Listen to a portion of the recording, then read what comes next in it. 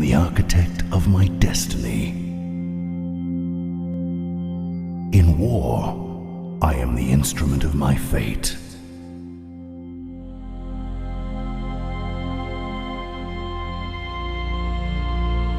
I am precise. I am driven. I am a fanatic. In war, I am neither your neighbor nor your friend. I am your ally, or I am your enemy.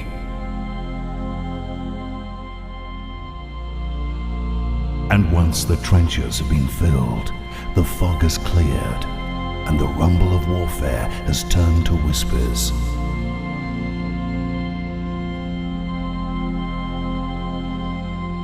I will be here, risen above the rest. And you will know me by my rightful name, for I shall be victorious.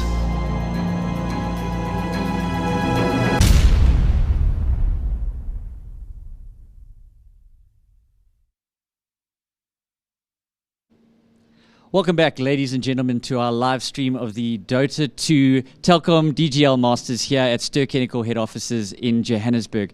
My name's Gareth, and we are ready now, even though it is Saturday night, for business time. This is the business end of the competition as we head into our first semi-final. Both teams who are competing now, Carbon eSports and Bravado Gaming, went 2-0 in their first round matches against their original opponents and have both now doubled their prize money. Already, if they exit with 10,000 Rand, but they'll all be hoping to get into that final and take home that 40,000 Rand as part of the 100,000 Rand prize pool. Remember that this is all part of the richest prize pool in South African sports history, esports history at least. At the end of the year in October, they'll be playing for their share of 1 million Rand in prize money. Very exciting stuff for esports in South Africa. But first, let's introduce the teams. Up first, Bravado Gaming. Through the ranks they've climbed, dominating and decimating everything in their way.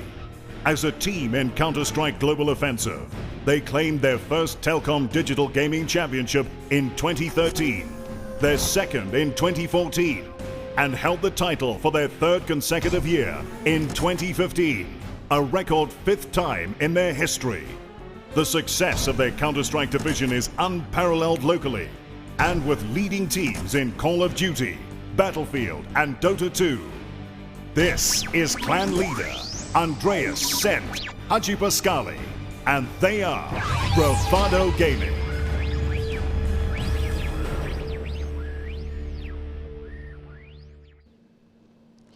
Bravado obviously favourites in this game, given their history and of winning tournaments in the past. But Carbon eSports is certainly going to want to knock them off that number one pedestal.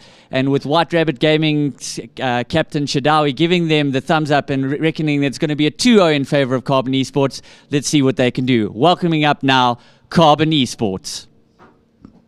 With a lethal combo of dexterity and determination, this newly formed clan is on a mission to ascend the ranks and do damage along the way. Formed in late 2015 by the former owner of Eternal Conflict, they arrived on the scene fully equipped with teams in Counter-Strike Global Offensive, Dota 2, and Call of Duty on Xbox. Their aim, however, goes beyond victory, beyond reward. They are here to fortify their place in history. Clan leader is Daniel Spoof van Beek, and they are Carbon eSports.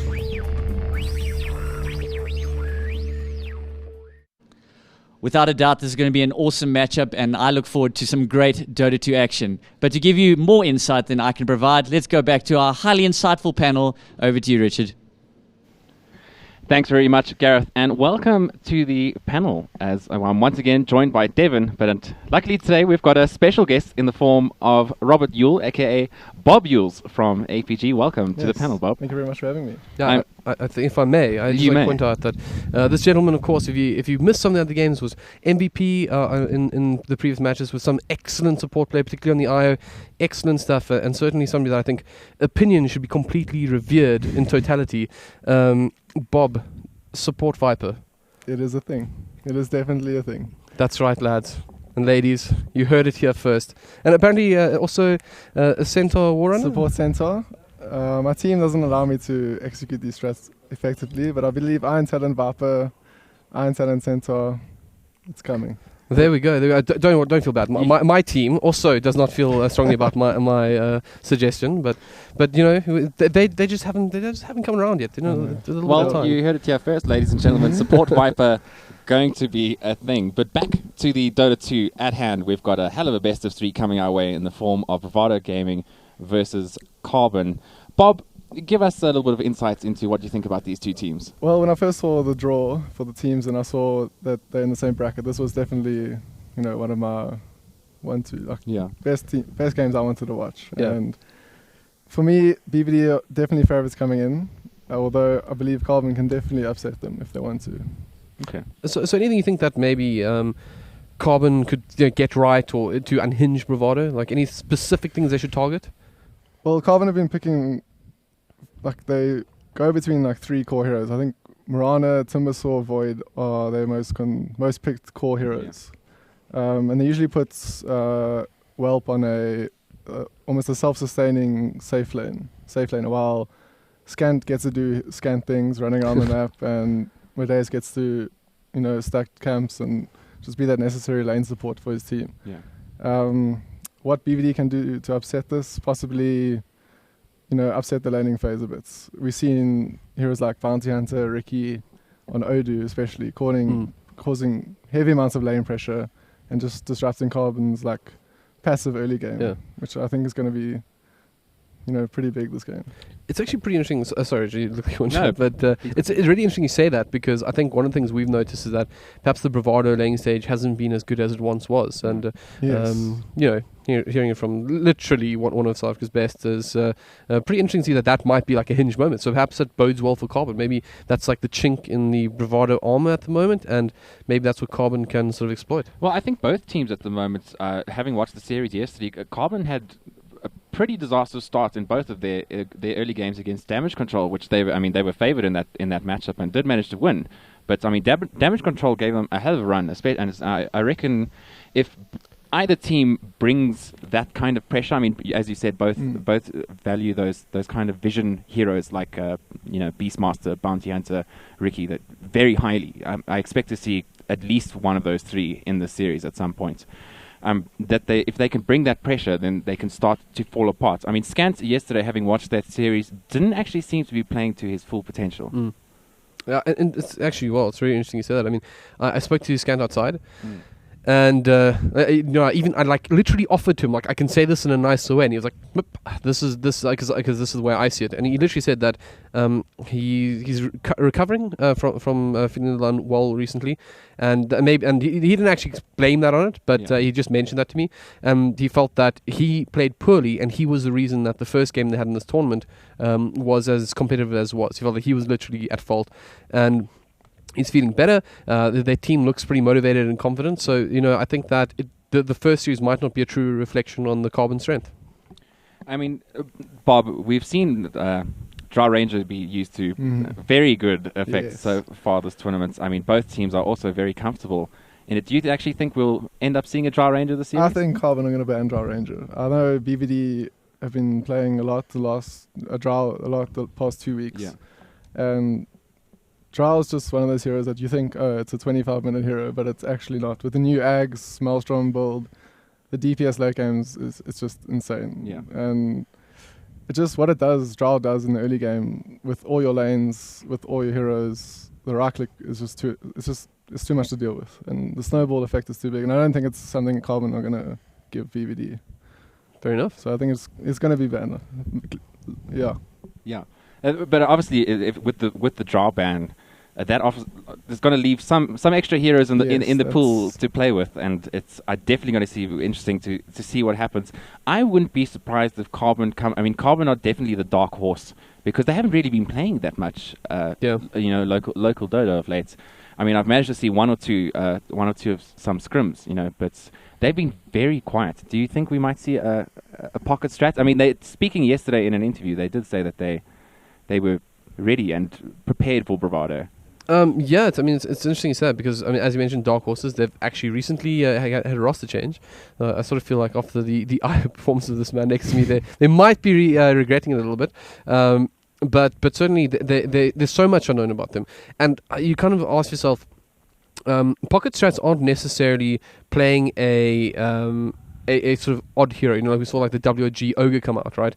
That's kind of pockety, right? But sometimes playing a pocket strat is just doing something that teams aren't used to you doing. They prepare for you playing in a particular way, and therefore you do something completely different. And maybe it's not a pocket strat in the sense that it's like this sort of odd hero. We know scan like Queen of Pain Sport kind of stuff happens all the time, rarely.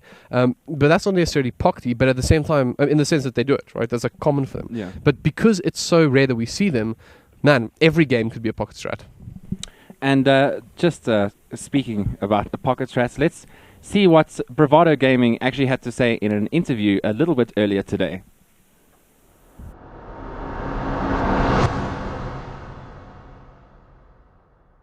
We're sitting at the Telkom DGL Masters Dota 2 tournament. I've got Donnie from BVD.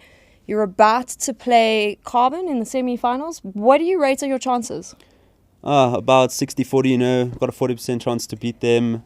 We'll see what happens. So humble. No, not really. They're just a really good team. So, they have Scant. He's basically one of the best captains in South Africa. He's been around forever, He's got a lot of achievements under his belt. You can't underestimate him. Donnie showing a little bit of lack of confidence there, only giving himself 40% chance to win. But then again, everything that Donnie says has to be taken with, I would say a pinch of salt, but it's more like a heap or an entire factory or pretty much as much salt as you can get, just because he can be quite harsh at times about his opponents. But let's see what Carbon eSports thinks about their matchup before we go in.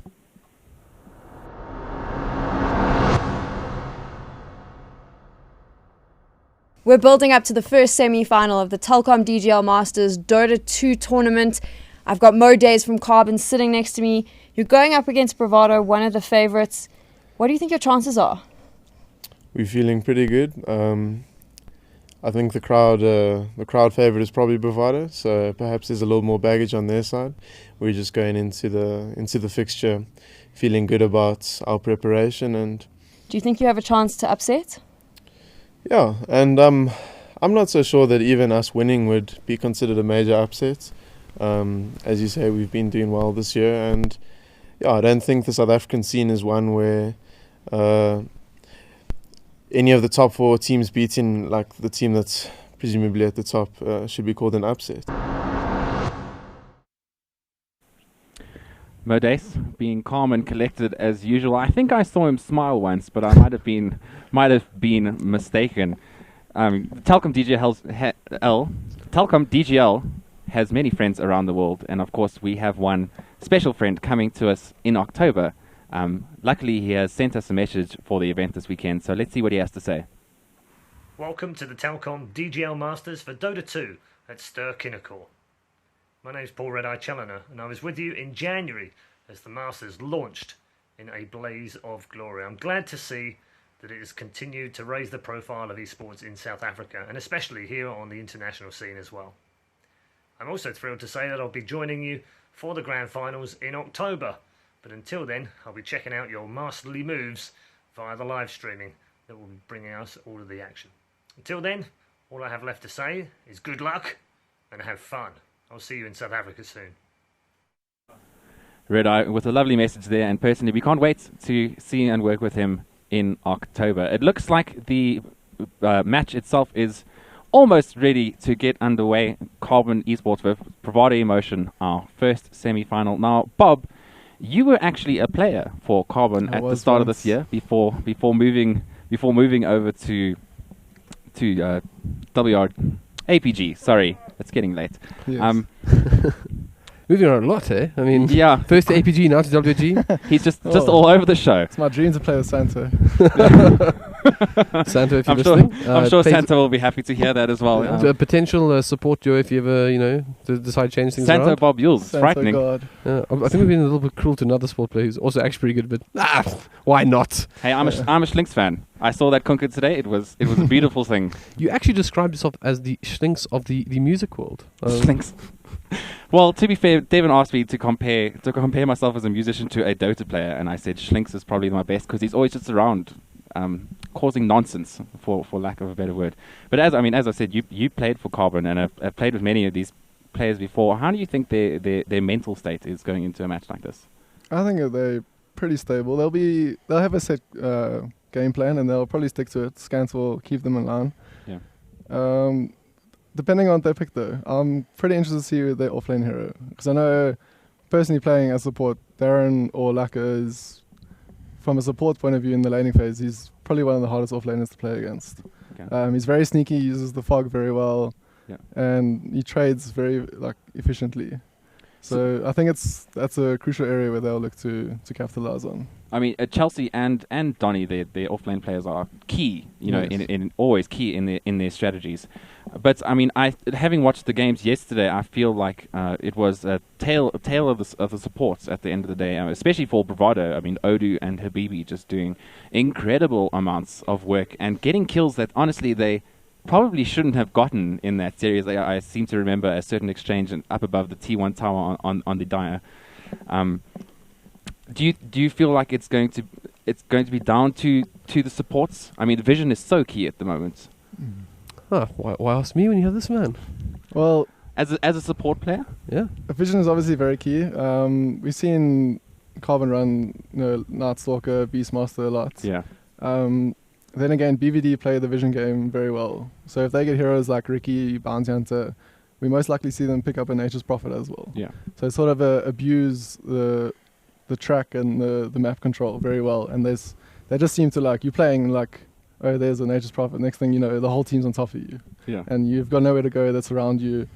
The fight's lost. BVD are very good at manipulating you around the map, which I think gives them the edge in sort of lineup. Okay, and finally, before we get into the draft, predictions for this match. Which way do you think it's going to go? 2-1 Carbon. 2-1 Carbon. So now WRG and APG both backing the side of Carbon. Bravado clearly not missing some fans in some of the other teams. The mood of flares. If it's 3-2 flares, then I don't see BVD doing it. If it's Flares up to his game, then Carbon are going to have a rough time, I think. I mean, having chatted to Flares, he seems to be in good spirits and well rested for a change. So I think he is keen to show some good Dota here today, as we can finally get into the draft. So I'm going to say thank you very much, Bob Yules, and myself and Devin will be taking this cast away. I'm going to miss you, man. Such good insight on games. Totally cannot guy. But yeah, for our in-game viewers, welcome back to the Telkom DGL Masters. My name is Helbert, and I'll be joined by Demonic as we see Bravado Emotion take on Carbon, which promises to be quite an exciting affair. Demonic, it's great to have you back. It's like the dark cast almost. But yeah, do you have any expectations or anything of this matchup? I'm actually I'm pretty undecided about this series. I'm not going to lie to you. I mean, Bravado Emotion have definitely shown chinks in their armor, but so have Carbon at the same time. So I mean, it's two teams that possibly aren't playing at their 100% or where they would like to be playing. I mean, especially, the first match yesterday was not a good indication for Bravado, but in recent tournaments they've had a couple of slips and had a couple of mistakes. So I would say that Bravado Emotion have a slight advantage in this series, but I'm going to say that's going to go to 3 games, but I don't really want to predict who's actually going to win.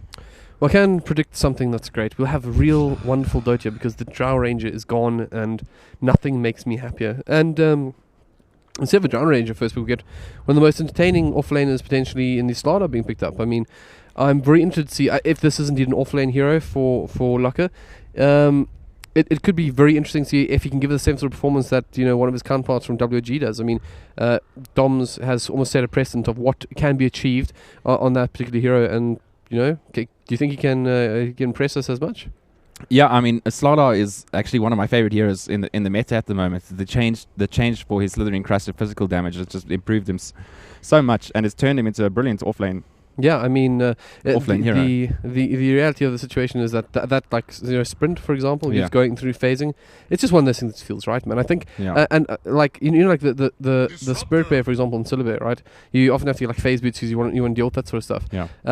And it's kind of like you've given that answer to Slardar and an irritation that many heroes have. I don't think you should give it to Syllabare. That's a very terrible example because it's probably going to be broken to pieces then. But all the same, really making a huge impact on the game and whatnot. But now, we've got the Disruptor coming into the game as well now. Probably one of the best supports in Dota 2 at the moment. Also actually pretty handy against Slardar. I mean, he wants to sort of jump in, get on your face. What do you think? Yeah, I mean, he's definitely one of the good heroes against Slardar. If Slardar tries the way, he just says, no thanks, I'll just glimpse you back, give you a kinetic field, and then send you back home in a body bag, rather. So, but I mean, just talking about the Slardar a little bit more, I also feel that this might be the start of an indication for a set of dual lanes for Carbon Dota 2. I mean, you can run the Slardar off lane with an Iron Talon, just send him into the bush to go hit some creeps. But generally, you want a support of some kind to be up there occasionally, just to make sure if he wants to stick around in lane, that he actually does have a little bit of backup. And we see that Bravado Emotion decided to go for their first 2 supports picks. So no core was in their first 2 picks. They're picking up the Ricky and Disruptor. We're both pretty good against the Slardar. Yeah, and I mean, if you missed it, you should check out the stream because we have had a great expert analysis coming from Bob Yules as well. So you missed out on that. If you're just in-game viewers, come join us on the stream. Enough now.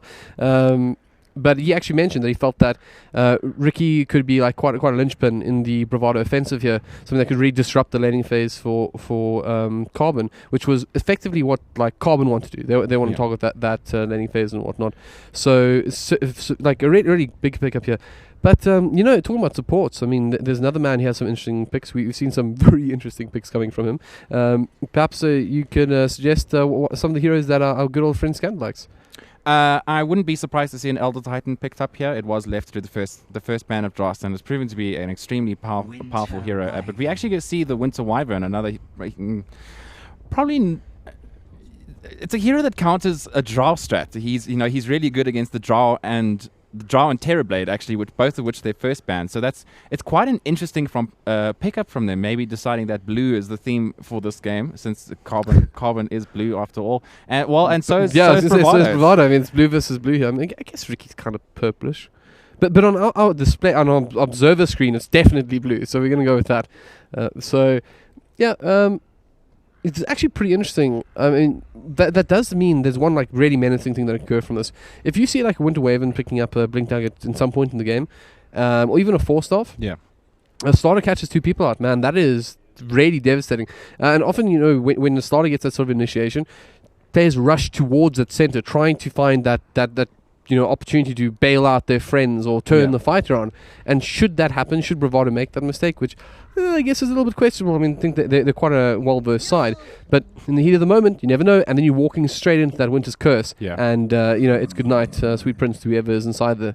Yeah, I mean, he's one of the heroes that generally wants to get himself a Blink Dagger at some point in the game. So is the Slardar. So I feel like they maybe wanted to try and get as mobile as possible here. And the Winter Wyvern obviously provides some pretty good harass in the mid. If their mid happens to be having they'll be able to fly over the cliff and get some harass onto the opponent from miles away. Always is entertaining. But interestingly enough, we see that Timbersaw was just completely ignored. We know that this is a hero that Carbon really likes in that first phase, but they obviously decided to go with the Slardar. And Bravado Emotion, Donnie said that he doesn't understand why people ban Timbersaw against Bravado, because they almost never pick it unless Donnie plays it. So Bravado deciding that they don't really want to face the Timbersaw in the mid lane on Chosen One, and deciding to ban that out, as well as the DP. So they're targeting the mid lane pretty hard here with their bans. Well, I mean, let's go there for a second. We're chatting about the mids, right? Let's be honest now, right? I think I'm probably very guilty of this as well. I start talking about mids, right? And I'll in fact, perfect example. I was talking about Dota and Die earlier today, and I was like, this man, he's almost like a little bit of a castaway, right? And they'll be talking about like the Rolls Royce of mids, and I'm talking about Seam. But there's this man here that often goes a little bit unspoken about, Chosen One, who of course he's been around for a long time. He's very, I believe he is in fact a DGC winner in the past as well. I believe so, yes. Yeah. So, and I mean, he goes way back. This is a man with a huge amount of experience, and Maybe we should like talk about how this particular matchup was chosen one versus Seam. How do you feel about it? Do you want to? I mean, I feel it could go really either way. I mean, those mid lanes are one. Like, as a past support player, those mid lanes are often won or lost from support rotations. I mean, Bravado Motion is most likely going to have a Ricky of some sort, or at some point in the game trying to get a little bit of harass into that mid lane, or just trying to be nuisance, as we know Odu will most likely be, since I believe it'll be Odu on the Ricky, since he's proven himself to be quite a sneaky little chap in the bushes. But I think Chosen One and Seam are pretty evenly matched in terms of skill. They're both very mechanically skilled. I mean, and both excellent Invoker players as such. That's why one of the reasons why we probably see Invoker as one of the first bans in this series. I mean, but I think it's really important to see what heroes actually get picked up here. With with Invoker now out of the pool, with Timbersaw out of the pool, with DP out of the pool, they're going to have to think of something a little bit interesting. Maybe a Puck, maybe even a Storm Spirit, which we saw yesterday on Filthy Frank from DC, to try and get themselves a little bit of an advantage in the mid lane. You make a good point. I mean, other sort of options, or that I don't know how viable just yet. There's the likes of something like the TA as well that could come to that middle lane or whatnot, but. I do want to say Viper, but then it's a core, not a support, you see, so I can't. That's not Bob here. This. I mean, he's still in this round. He's going to be on this mic very soon, justifying why that would be a mistake and how he should go indeed into the jungle with an Iron Talon. And once again, if you guys aren't on the stream, you're missing out on glorious stuff. But getting back to this, I'm definitely going to sneak Bob on some point in this thing. I wonder, do you think I get away with it? Do you think people are going to get angry with me, Dominic? We'll have to see. Maybe 50-50. I'm pretty sure I said something before I was recruited to this. Like, you're getting like Helbert, right? And like, and I'm not pulling my punches, so I will get up to mischief. And Bob stick around. But anyways, Alchemist now being picked up. So how did I miss that? Right? Obviously, it's one of these staple sort of mid opportunities. I mean, you could actually see it on the offlane as well. It's scant drafting, so I'm not going to pretend to know. Sort of. It could be a support Alch for all we know, or perhaps he actually invents a new position. Like the cliff farming alchemist. Yeah, like the ruin hunting alchemist, like just literally like hunts the ruins and kills couriers. No, I think we'll most likely see that alchemist in the mid lane. Storm Spirit. That's a very interesting pickup from the side of Bravado Emotion. I mean, he has been not the most popular person in the meta at the moment, but does get picked up nonetheless. So that will, if the Alchemist decides to go mid, that will most likely be the matchup, Storm Spirit against Alchemist. And I think in that case, the Alchemist won't be too happy. I mean, the Storm Spirit's pretty good at harassing him, dealing some early damage, and he will be able to at least apply a little bit of pressure to the Alchemist before he gets level 6, as we see the Vengeful Spirit be the second support pickup for Carbon Dota 2. Their lineup is pretty well rounded at the moment. Yeah, but let's see how somebody else feels about it, because you know what just happened here, right? Friends and frenemies alike. It seems like somebody else is up to mischief with me, so it's actually been almost like made easier for me to allow Bob to invade this. So Bob, what do you think? I'm actually really enjoying the cast from Carbon at the moment. Sorry, the draft. You got it right, yeah. There we go. Enjoying the cast as well. Can we just keep this guy with us? I mean, I know you got a gameplay, but maybe we get like a sub for you or something like that. I think I haven't seen much Alchemist being played from Carbon. Just put your mic a little bit closer. Go for it. So the Alchemist pick was a bit of a new one that we haven't seen Carbon played much before, and the response was a Storm Spirit from BVD, which is sort of like a I farm, you farm type of lane. I was sort of predicting the Vengeful Spirit pickup with the Slaughter. The synergy is really nice. Mm-hmm. And yeah, Donnie on the Batrider, the Tamer control of the game. Oh, there's a... They've gone full pocket strat now, I think. This is some interesting stuff. Oh, Carbon Dota 2 coming out with that final pick Huskar. We see the Clinks banned, obviously doing pretty well against the Huskar, and the Spectre finally banned. We don't really want those Radiance carriers with so many people that are going to be getting blinks and some movement items. And, I mean, Carbon Dota 2 are looking to have a very well-rounded strat here. Yeah, I mean, it's pretty interesting. I mean, what is sort of surprise? Oh, wow. Okay. Okay, these are the kind of games where almost like... So here we go. DGL tidbit and a fact, ladies and gentlemen. The highest kills in Leg 1 was Flares on a Morphling with 22 kills. And I believe it was against Veneration or XTC. But he holds the record for the highest number of kills in a game of Dota in Leg 1. And it happens to be on that Morphling, which he's playing. Yeah, well, I tell you what, that's a very, very... It's almost like this like awesome reply. Like, right, so you picked the Huskar, so we'll pick something interesting too. It's going to be great. In fact, this one thing, I mean, maybe what we do, right, is we just sort of... Because sometimes when I'm casting Dota, I just want to be like a fan, right, and spectate it. Yeah. So, cool. So we're off. Bob, you got this right. We'll see you guys in the crowd. No, I'm just kidding. Production guys are like, no, what do you do? Don't you dare. Yeah. The looks, man. But I like this production team. They let me get away with nonsense, which is awesome. But okay, you guys probably don't want to hear any more of my nonsense. So let's get into this now. For those of you who are just tuning in on the stream and in the audience, the live audience alike and whatnot, I promised I would do a little bit of like some stuff to help with sort of education for those who don't know too much about Dota 2. Just some sort of basics to help you get into the game. So, Demonic, why don't you tell us a little bit about the three different types of lanes in Dota 2? Okay, so I mean, bottom lane is generally going to what they call the safe lane. That is where you're going to send your most important hero in the game. Generally, that's going to be the hero that you want to get the most last creeps, you want to get the most farm, and you want to get the just in terms of net worth, which is the gold per creep. You want him to get the most creep kills and get as pretty much as fat as possible so that he can take on the other team. In terms of the mid is an interesting role because you've got the two runes on either side of the river that pop up every 2 minutes, starting at the 0-second mark, and then it's often either you have a mid that is either going to just try sit in lane and farm and not really worry too much about the runes, leaves that up to his supports. Otherwise, you're going to have someone a little bit more mobile, something like a Queen of Pain or even a Storm Spirit who looks to get those runes and maybe gets the gank up here and there. And then you have your off lane, otherwise known as the throwaway lane in times of the worst, in the worst of times. And sometimes you don't even see a hero go into the off lane. I mean, we are going to see the Slardar moving up here from Chelsea. It's going to at least spend some time in the lane. Doesn't actually pick up an Iron Talon first off, so he's not going to be able to go to the jungle, quite yet. But in terms of the off lane, it's you send a hero up there with no intention of farming. I mean, if he does get farmed, that's great. But at the same time, he just really wants the experience. It's kind of the hero like Slardar, who once he has a couple of levels into that stun, couple of levels into that sprint, he can just start running around the map and ganking. So I mean, in a nutshell, those would be the three lanes in very basic terms. Thank you very much for that. So hopefully you caught all that. We will try and make this as easy as possible for all the new viewers. And hey, welcome to World of Dota. But on that note, there's something that's a little bit more advanced we can jump straight into here. I actually had a very interesting, or two sets of conversations. Although I think we're going to have to hold on because I think there might be something...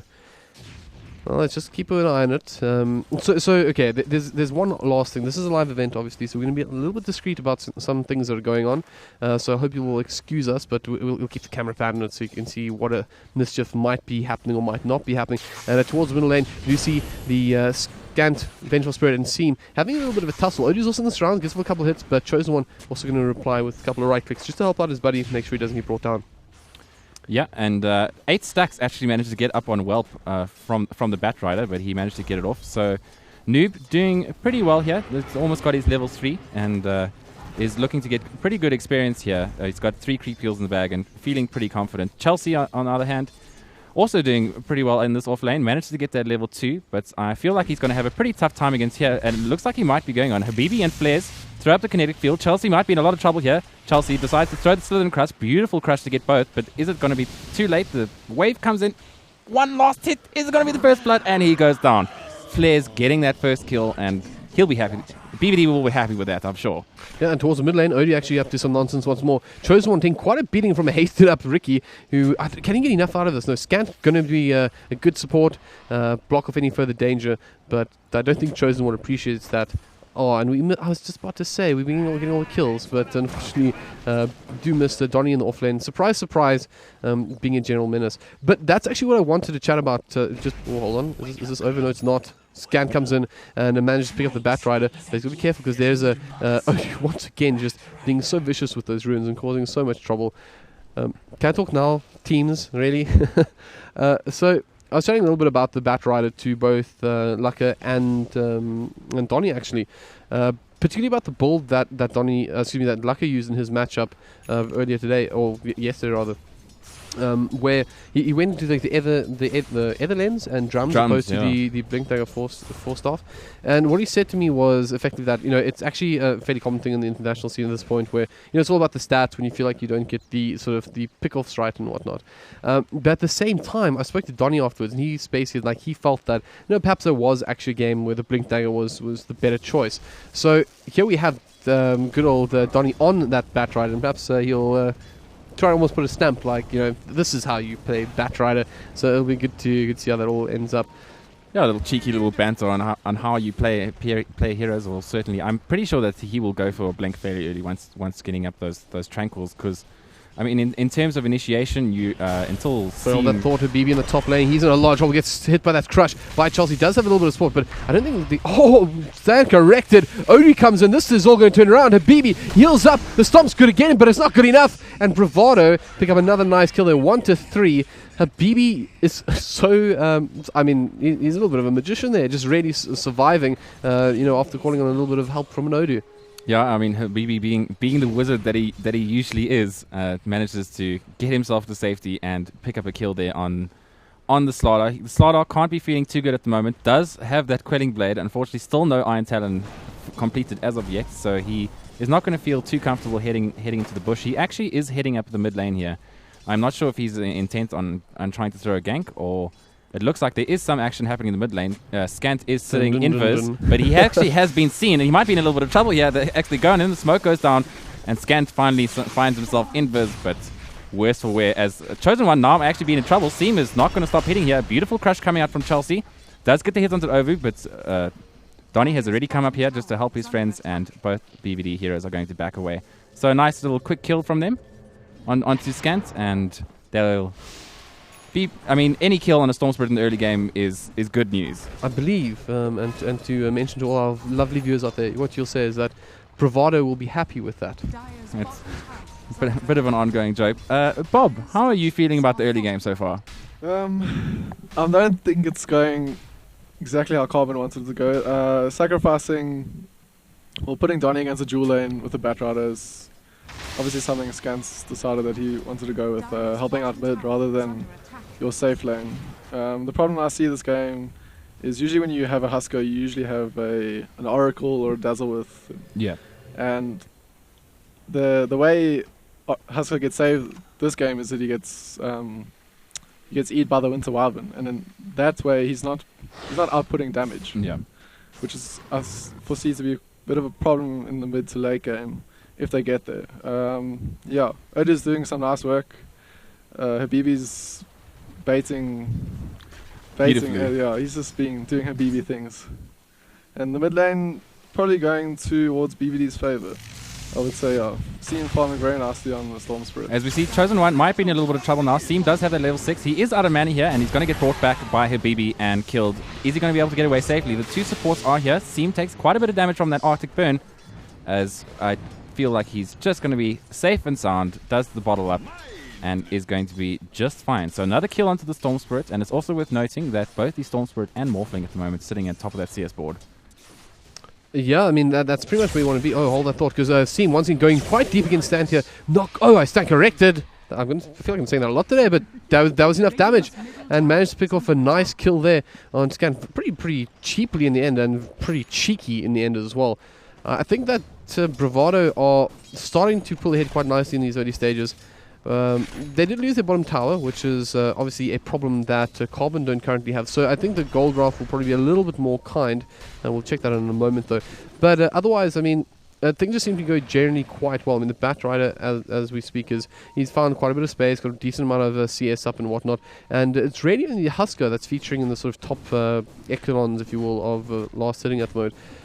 Bat is currently under the cover of smoke and is coming with. Chosen One is going to be in trouble again. The Storm comes in and unfortunately, does actually manage to get the lasso, but I'm not sure that he's actually might be in a little bit of trouble. The stun starts Oh, unfortunately not in range for the Vengeful Spirit, so they managed to back away. Ulti is used for pretty much no purpose there whatsoever. Yeah, it was sort of like, I immediately regret my decision, abort.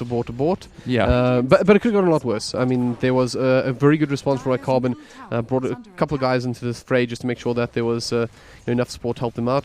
And in the end, it does mean that they don't have to worry about the Lasso for a while. But it is a Batride that sort of walked in, so it's not like he's a blink carrying Batride just yet. But let's chat a little bit about the small flame. He is not quite top of the last hits at the moment, but he's been pretty farming away, pretty happy, and with 2 kills. How much of an issue do you think that'll be, Demonic? I feel like the Morphling, it could be a massive issue this game, especially with the way that Chosen One's pretty much getting shut down at the moment. He does have 37 CS, but as he has died once already, and is pretty much relying on his acid spray to get him kills at the moment. Seem just with that 4 levels in Overload and just the 2 levels now in Static Remnants, he can throw down those Remnants so often and just hit the Alchemist away and just keep him at bay for the meantime. So but Flares at the moment just getting himself, looks like he's probably going to go into that Lincoln Sphere, picking up the Ring of Health so far, and working his way most likely towards that Void Stone. Yeah, I mean, we saw an RDK morphing earlier today. I mean, the Flare is certainly also a very well-revered carry. I think that we could probably say that RDK's morphing is probably the more well-known, but it would be interesting to see if he can sort of upset RDK and be the sort of, hey, I'm the new South African morphling around here, friend. And Odu's up to Odu things. Unfortunately, he's under the cover of a sentry ward here, so it does actually get seen, but Carbon deciding not to do anything about it as of yet, but they do know that Odu is around in the immediate area. Chelsea runs past him, but does have the dust, decides not to pop it. I think they still think that the Odu's down south, but he's already walked up towards, and he's just providing so much vision here. He's seen all 3 of these heroes just sitting behind this T1 tower for Carbon and knows exactly what they're up to. Yeah, so the vision game, obviously very, very important. Once again, we're going to try to keep it very, very vague, as again, this is a live event. We don't hear any players hearing anything, but we can obviously say that Odu is once again just performing very, very well on that Ricky, and he's actually going into Scant at the moment, and Flares joins the fray as well. Scant should be brought down, is brought down pretty easily, and that's another kill going the way of Flares. 63 CS at the moment, got 3 kills to his name. I think this Flares Morphling could blow up. Yeah, I mean, he picked up a tower and a kill there. Just a quick 1,000 gold in his bank, finishing up that Perseverance, and he's got to be feeling good about the way that his early game's gone. Alchemist does manage to pick up that Armlet of Magidon, so that will help him a little bit, just to try and survive the burst coming out from the side of Bravado, especially from Seam. Well, I think this is a good opportunity, whilst there's a little bit of a lull of play, maybe to chat a little bit more about laning phases quickly. I don't know if we'll have enough time. We'll cut it down if the fight breaks out. But do you want to chat a little bit of just the timings of what we can expect from lane? Oh, never mind. Seam in trouble in the mid lane. Gets caught by the Winner's Curse, and he just gets butchered. Stomp comes in from Chelsea. That'll seal the deal. And Bravado do lose their mid laner pretty easily in the end. But yeah, I mean, at 10 minutes, probably a good time to chat about it as the push goes on. So, I mean, the laning phase is what's generally considered to be the early game. I mean, when people say the mid game, that's generally once the laning phase breaks out, you become more of a team unit than an actual sort of just split up into your separate lanes. I mean, as I said, you've got your top, middle, and bot lane. So generally, the laning stage is where you want to hit some creeps. Maybe make some rotations on your supports, so get them moving around the map and to help out your core players. And then from there on in, just pretty much it depends on your strategy, actually. If you have a push strat, your laning phase is going to be pretty short, and you're going to find yourself grouping up as 5 really early to then push some towers and claim as much map as possible. Whereas something like what's known as a turtle strat, which is where your heroes basically sit together and as a group of 5, they will most likely try and keep that laning stage for a little bit longer, try to get as many core items as possible. As we see that Scant is actually going to be in trouble here. 3 heroes from BVD unfortunately find him by the Radiant Agents, and he gets glimpsed and killed very quickly. Yeah, that's a very nice pick, but it could be ending in a lot more than that. Modeste now caught out. Team's going to ball onto him, and there's just no way out. He's just swarmed by the Bravado squad, and that's another support pickoff. Now, although this is just sports, they're starting to add up. Chosen on the mid lane, also getting a friend in Seam, as he also, on the sidelines, has some creepy crawlies for BB and Odu stalking. They do come in whelp. Gets off that massive launch onto a BB and will bring him down pretty easily in the end. Odu, though, trying to use some fancy footwork to walk himself out of this one, isn't able to. As a nice response by Carbon, picks up 2 of the Bravado squad, and it's both the sports. So what's good for the goose is good for the gander, I guess. Yeah, unfortunately, Seam, the kill that I feel like they probably wanted, they actually managed to get away thanks to a pretty well-placed kinetic field from Habibi. With Seam getting himself to safety, but the two supports, I mean, not the end of the world. I think off the back of this, they will at least be able to maybe get this tower. But, you know, on the other hand, this is given, you know, the Batrider a chance, who's now sitting bottom with Invis. Flares is here and does have that Blink Dagger. So I think they're just going to wait for this ulti to run out for the Alchemist, and we might see an initiation here. There are no other heroes here from the side of Carbon to help him out, and he's pretty far away from his tower. Flair's still moving pretty aggressive. I'm not sure Chosen One actually realizes that there's something up, and now he knows that the jig is up. It goes down, but unfortunately Flares is just dealing so much damage, and between him and Donny, an easy kill on that Alchemist. I actually want to point out as well, I really like this Dragon Lance pickup on the Morphling. I mean, he's basically, you know, this is a stat-based hero, and this is probably the finest stat. I think it legitimately is the best stat for money item in the game. I know Killer's also quite far up there as well, so he's got like really good value for money at the moment, and making so much use. It's 301, 103 CS.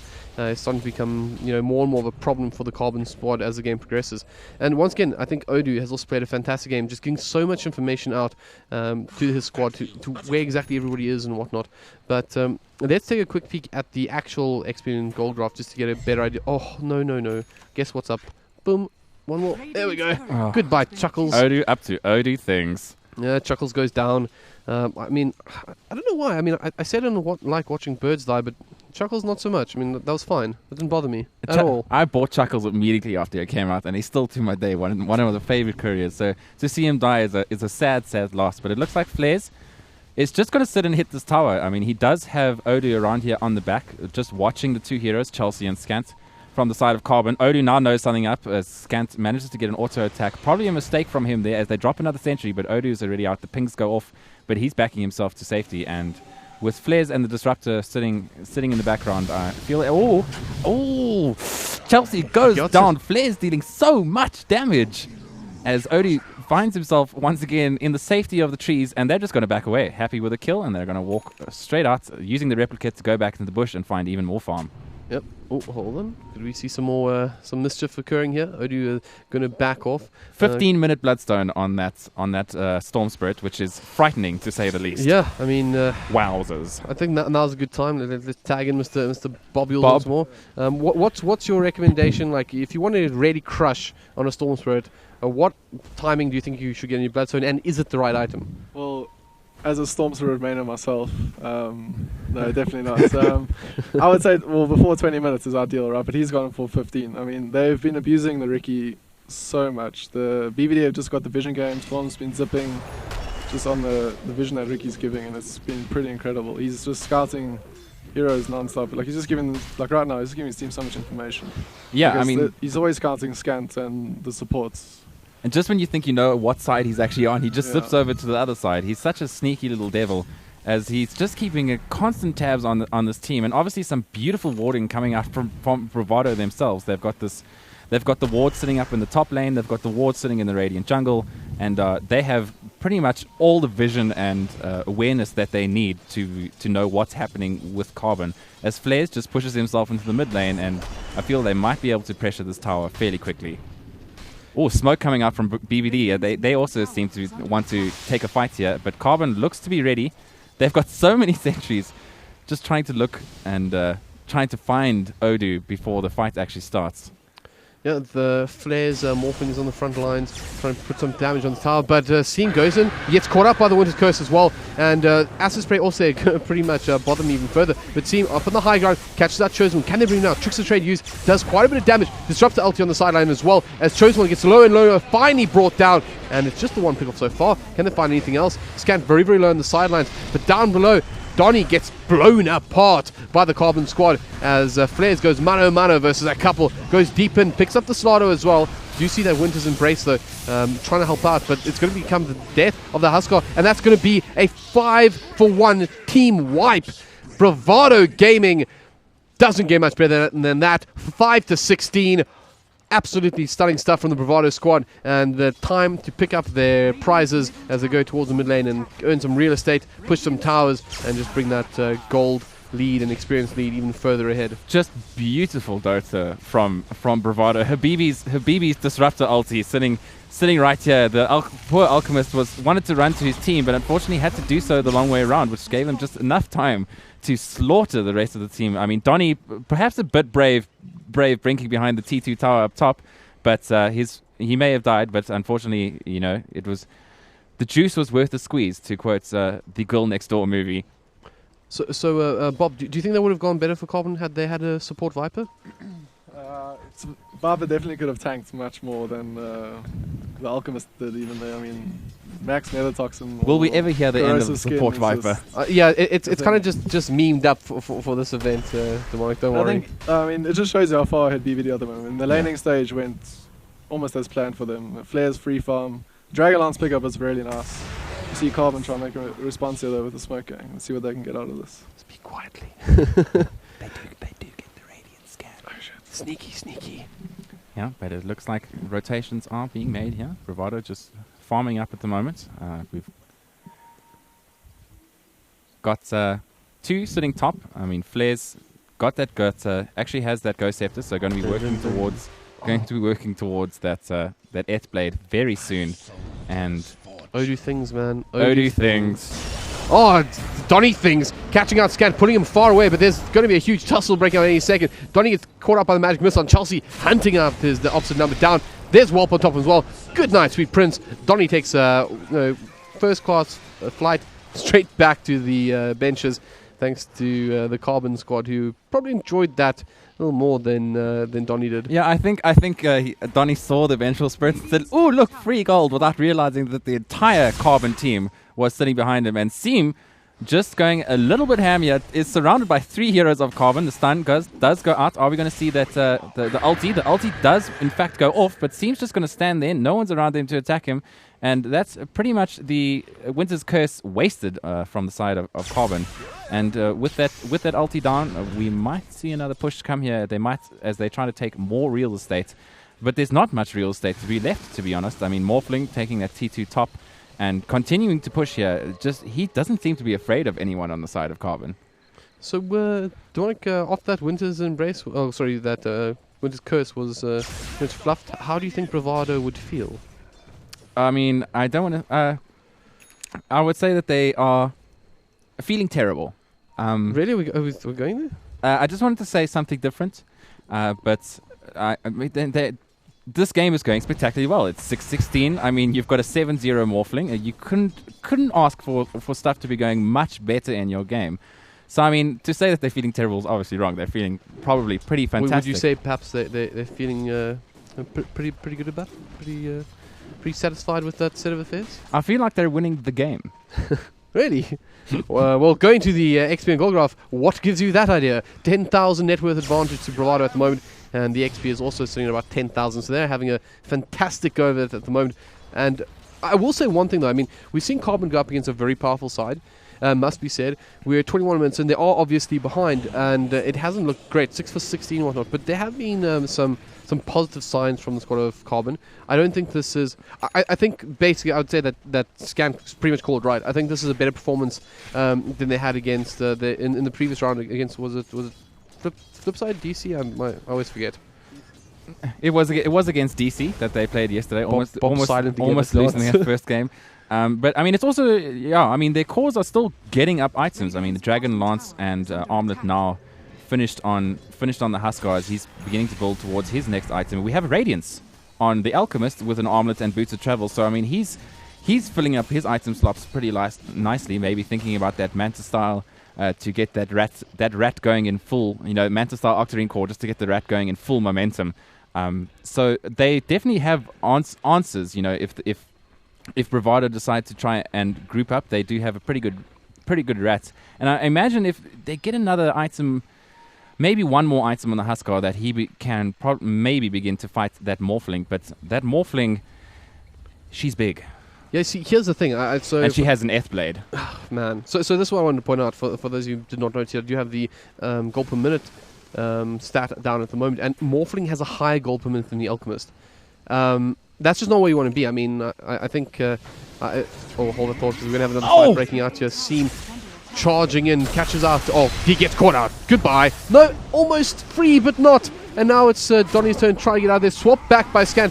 Gets stand up on the high ground. Nice little passage of play there for Carbon in the end, picking up both the Storm Spirit and the Bat Rider. But just before losing the big man, Alchemist actually falling towards mid lane. I heard a big cry from you as I was watching the top. What happened there? I mean, Flares literally just went S-blade and a little chuff, and Alchemist was sent back to the base in a body bag. Without that ulti on, he is so low, as we see Whelp getting picked up there. BVD Flares going godlike on this Morphling, and he's just getting, I mean, unbelievable amounts of gold. Every time I look at him, he's sitting at about 2k in the bank and feeling pretty comfortable.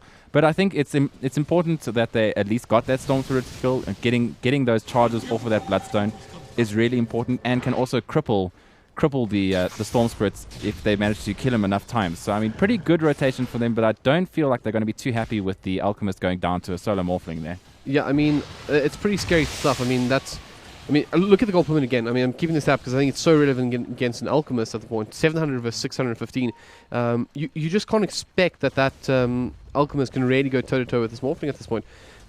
He's a hero that thrives on having that sort of advantage with good old Greevil's Greed.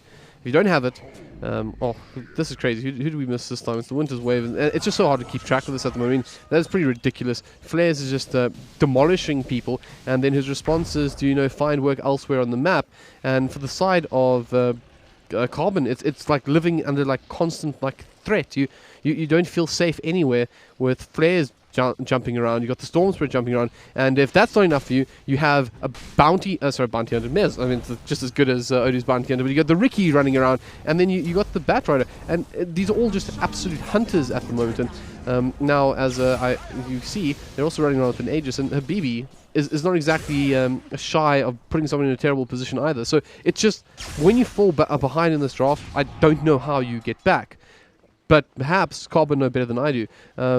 But hey, to point out the upsides for Carbon, they do have the Winter Wyvern, and Flares is dealing a truck ton of damage. If they manage to cast the Winter's Curse on a hero with Flares in range, that whichever hero on the side of BVD is going to get hit by that Morphling is pretty much going to get instantly blown up. They're not too tanky at the moment. Interestingly, that they threw the Aegis onto Flares instead of Seam. I mean, Storm Spirit generally considered to be one of the best Aegis carriers in the game. As we see the fight break out, Modest is just going to get exploded, and Seam just finding 3 heroes from Carbon. The Disruptor ulti goes down, just blocking off that fight, but Whelp finds himself on the wrong side of the battle, facing Odu. Odu casts his ulti just to trick the trade to make sure that he stays alive against that Huskar. Huskar is now finding himself as trouble, as Flares is just completely cleaning up the side of Carbon, and that's going to be a 4-for-0 trade. Yeah, ouch. The only man standing is Chosen One, and when the reason that the only man standing is because he was nowhere near the fight, it's just pretty terrible, and I would feel that that's right. I'm going there again. The memers, Bravado would feel pretty happy with that. Sorry to the people who have no idea what's going on, but we're playing around with a little bit of inside joke, which we're lapping up here. But all the same, I mean, Carbon is on the back foot. I want to turn this question to Bob as well. Bob, what do you think Carbon can do in this position? I don't think there's much they can do, to be honest. The last pick Morphling is just showing its value right now. They got nothing to deal with it. I mean, he just combos the Alk, and then he's dead, right? There goes your one position Alchemist. And at the moment, they're just leaving. Yeah, they're just ignoring the BB. Sorry to cut you off there, but we saw exactly that Winter's Curse just demolishing him. But now Flares turning his attention to Chosen One, does in fact want this kill. He's following quite far in. Chelsea, though, going to get in, get the amplified damage off. Whelp now turns his attention, and they're just beating down at Flares, and they will pick him up here. He does have that Aegis, though, so let's see what happens. Flares, do you have any tricks up your sleeve at the moment? Does have the waveform, tries to get out, immediately stand up. He takes quite a beating at the moment, trying to go into the straight again. Goes across, back to Seam, who's picked up one. There's an ulti coming out from Whelp though, doing quite a bit of damage, but they just haven't been able to bring one down. Scantho gets a swap off onto Flares. Flares gets brought down, and that is a 1,000 little bit of bolstering to the coffers of Carbon, Chelsea, also known as Lucca, who will be so very happy because I imagine that's going to go well on its way to a pretty little item. In fact, he's sitting on 3.5k. Bob, to sort of bring you back in. Don't worry, you'll get your turn. You're still my favorite. Thank goodness. Did he answer? He did answer it. So now that you saw him get pipe, Bob, what do you think he should get or will get? Well, do you feel like pipe is a good choice here? well, the magic output from BVD is quite high. I mean, they got Disruptor, the E-Blade combo, Storm Spirit, and Batrider. So I mean, I guess they just want to look for 5-man team fights at the moment. I mean, that's what Carbon got to do. They got to group up. They got to bank on their DPS with the Slaughter ulti and the Venge Wave of Terror. They have, once they get Morphling, alone, they can kill him definitely. But it's those 5-on-5 engagements where they just cart Husker, like that top fight. They just, I don't know what BVD were doing. They were just sort of like, okay, maybe we're immortal, but maybe they underestimated Carbon a bit. Yeah, I mean the Winter's Curse just absolutely blew up VB. I think he was the only person to actually help out the rest of his team. Their team actually did a beautiful little play during that team fight. The Alchemist was busy casting his stun, and the Storm Spirit just letting him casting that awkward and running a little bit away. So he just stunned himself and was able to bring him down. But I mean, 4-for-1. You lose Chosen One, but at the moment he's just trying to farm up as much as possible. I don't think he's really intent on fighting, but it looks like they are intent on fighting him as Seam comes in. Chosen One gets silenced. The Disruptor ulti goes down, and that is Chosen One down for the count. Once again, just every time this happens, I mean, we're still actually pretty early in the game, but this has been a very high kill count matchup. I mean, 11, 26, and 29 minutes. At the moment, it's been a kill fest from the side of Bravado, and they're just keeping that pressure up. And unfortunately, Alchemist has never had the opportunity to be on the front foot. Yeah. Now, I think Whelp has done a fair job of sort of providing the damage that Carbon need to stay relevant in this matchup. But at the same time, I sort of feel like, it's so weird. You're against this like horrible ticking clock, but it's almost like the clock is electrifying you all the time because Flares is just going to become more and more monstrous. I mean, he's picked up his E-Blade now, got the Manta with the Lincolns and like all this like these good stat items, and he's well on his way to another big item. Yeah. And whether it be Scotty or Butterfly, whatever he chooses. Oh well, look at the thunderous lightning falling in there, and Chelsea getting destroyed. Alchemist still on the sidelines, can't help out. Whelp gets swapped up by Scant, but he's in trouble now. He gets caught in by the Winter's Embrace, and they're just beating down on him. But in the end, he will be brought down all the same. And that does mean that although they managed to bail out Whelp, they are down a nice little get out of jail free card. Bravado up the high ground now. Looks like they're quite keen to take on Chosen One. Back in the fray. In the back lines, Donnie perhaps he wants to hunt something out here. See him bolting around. He's got 20 Bloodstone charges, so he is pretty vicious at this point. Do Carbon defend? It's a worrying situation here for Carbon. I mean, the only buyback available to them is actually on that Alchemist. So if one of these heroes go down here, I mean, it's pretty much going to be Rax. Made's coming out pretty far. He's going to find himself in a little bit of trouble and just instantly blown up from Flares, showing the power of that F-Blade Adaptive Strike combo to just absolutely wreck. And with 3 heroes down, the Venge and Slaughter are coming back. But, I mean, this tower is not long for this world, unfortunately. I feel like Carbon are just sitting back. They don't know what to do. I mean, once Huskar goes in, he's pretty much going to have to pop that BKB or die, or his two choices. Especially without his backup, they pretty much are hoping to get a massive Winter's Curse. I mean, it's one of the only ways that they can, Winter's Curse into a Slaughter stun and then start to peel off the heroes and take out everyone else besides the Morphling and then go for the Morphling himself. As we see Chelsea under the cover of smoke here, it looks like they may want to actually pick the Morphling here while he's alone, but I guess the question is, can they? Flair's already starting to back off now. He's also got that replicant up, so I don't think he's too scared about getting engaged on. Like, trying to bring down is very, very challenging, especially with that Lincoln Sphere. I mean, you're going to get the jump, right? And then maybe you jump in with, let's say, the Stardust Crush. That's still going to go through. Use the amplified damage to remove that Lincoln Sphere and then get some sort of follow-up, which is completely possible. But the catch is, can you get off that amplified damage in time to allow the follow-up? and still connect with the follow-up before Flares is going to bounce away. And it's going to be a very challenging kill. But that said, Carbon are certainly going to try just that, and they're going, but the swaps there, they bring him back all the way, and his rep can just expire. He pops out the Manta, and on the high ground, the Carbon squad just unable to bring down Flares. And although they actually did a really good job of doing exactly that combination that we needed to see, Flares just quick fingers prevailed and managed to get himself out of trouble. And considering how well sort of lined up they were for that fight, I don't think it gets much better than that. Although I'm curious, did you feel the swap was the right call there, or do you think maybe like hanging on to it would have been potentially a better option? I mean, I think in the heat of the moment, you do what you feel is right. I mean, whether it works out or not. I mean, he probably could have held it for maybe a moment or two longer, but sometimes when you're in an intense situation like that, you go with your gut feeling. So I feel like it was just a gut call from him. Nothing wrong with that. I mean, he did the swap. The swap was fine, but unfortunately, it didn't work out. And what was quite comical is the fact that the Carbon supports actually had to run away from those Manta illusions of the Morphling because it almost killed Scant. Yeah, it's pretty scary times right now for Carbon and their fans.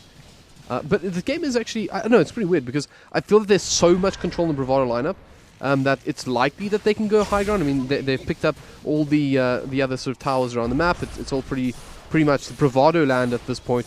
If you're a support from Carbon, life's not great, and you don't really want to have a go at things. So it's got to be scary times.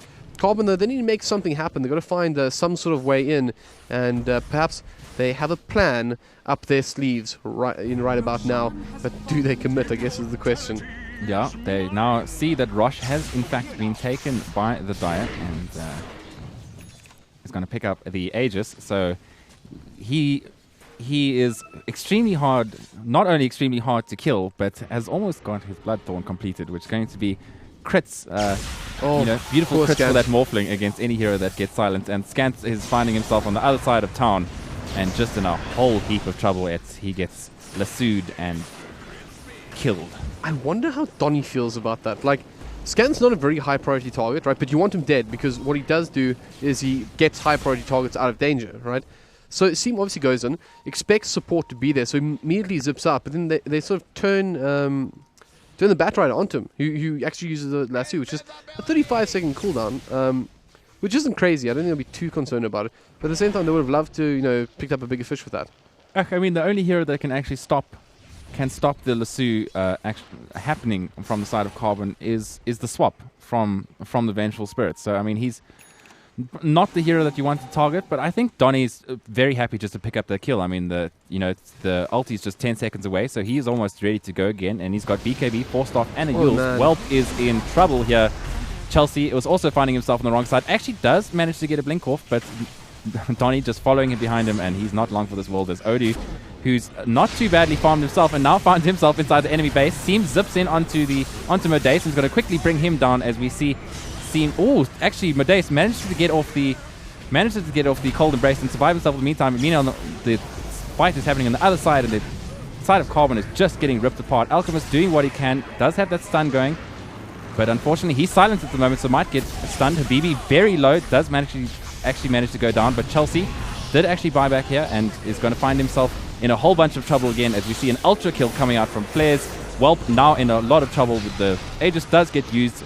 Donnie just going to use himself, and a rampage coming out of Flares. The first one here at the DGL Masters, and with that, the Flares Carbon have seen enough of this game, and they are going to call the GGs. Flares almost actually reaching his record of 22 kills, finishing this game at 21-4.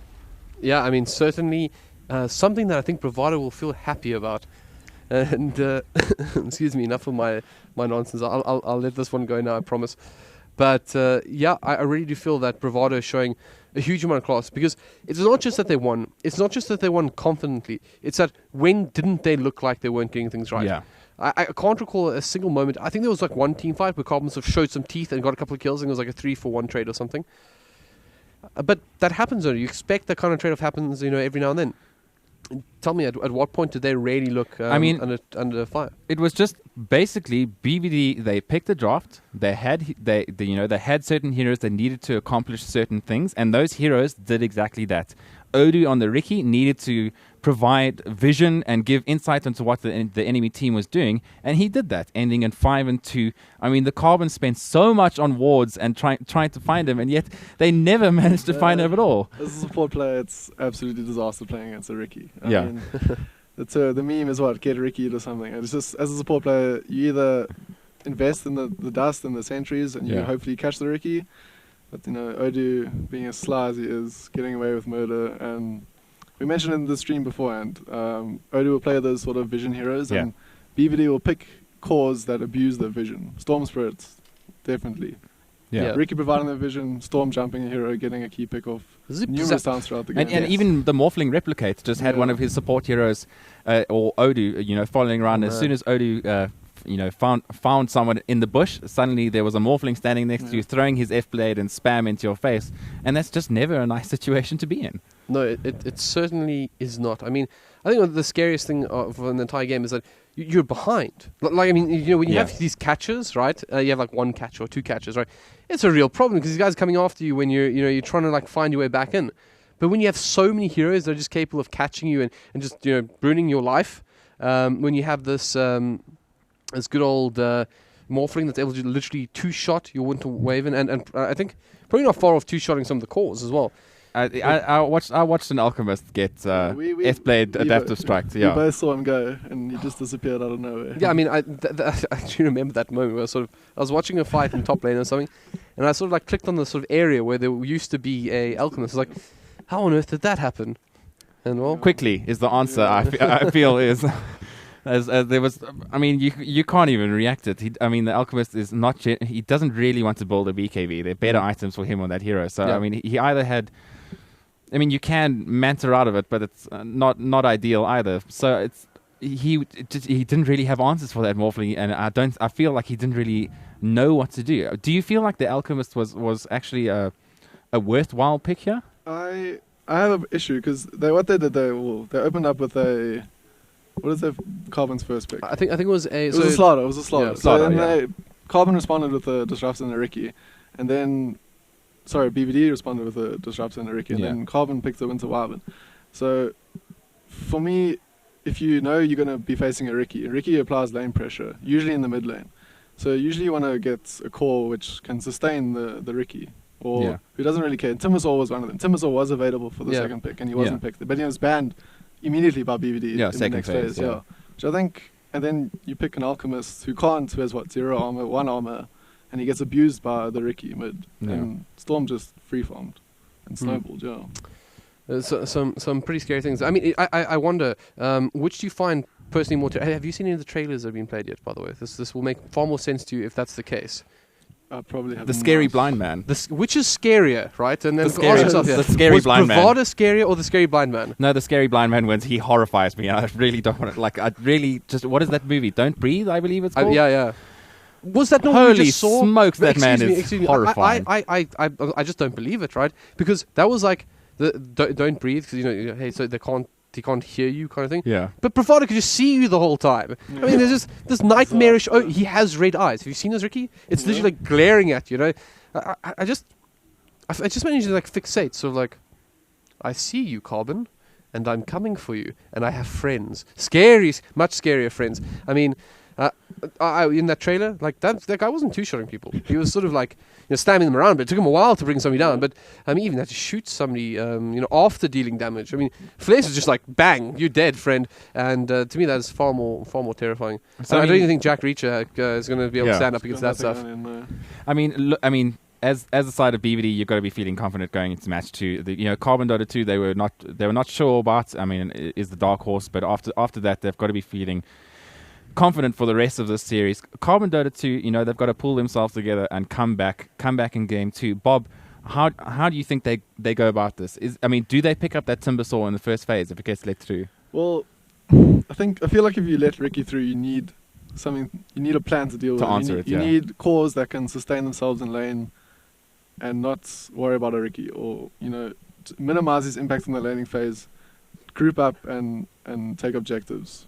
Then you sort of nullify the Ricky effect a bit, but I'm not sure if they're willing to ban it first phase. It's going to be interesting to see game 2 draft. I mean, it's interesting, right? I mean, Odoo's a problem. I mean, we just have to accept it. That in all three games so far. Dude, I think we give. I'm really like. I want to see if I can convince them to play that scary advert again, just to set the tone for what Odoo really is. That production friend. There, I got the nod. We're doing it. So let's take a moment just to enjoy Odoo's nemesis in film and just a couple of seconds. But before we go there, right? I just want to ask. So if you had to bet, right? Odoo's Ricky versus the blind dude from that scary movie. Who's winning? Who's coming out? I mean, I have to put my money on Odoo because you can't see him or hear him, and then suddenly he kills you. So with the rest of his team, and it can be replaced with the bounty hunter, which is just as terrifying. So do you think that maybe the problem is that blind is not using wards? They bought sentries that whole game. So that doesn't even matter. So literally just don't breathe. So don't right. breathe. And with that, we're going to have a look at the trailer for Don't Breathe, so you can see just how horrifying this blind man is. We'll be right back.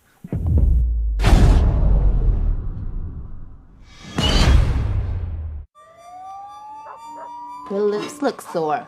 That's how you're making your cash out there? What do you say you and I move away from Mom together? It's a promise. You're leaving? Yeah, as soon as I have the money. When are you coming back? Never. Yo, I got our ticket out of here. Rumor is this guy is sitting on at least 300K. Boom! That's our guy. Wait, is he blind? We messed up to rob a blind guy, isn't it? Just because he's blind don't mean he's insane, bro.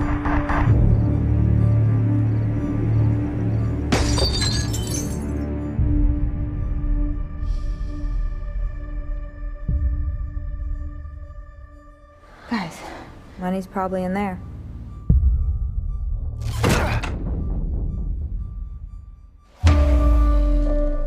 Who's there? Stay right there. How many of you are there? It's just me, man, all right? Just let me go, please. Okay, I swear to God.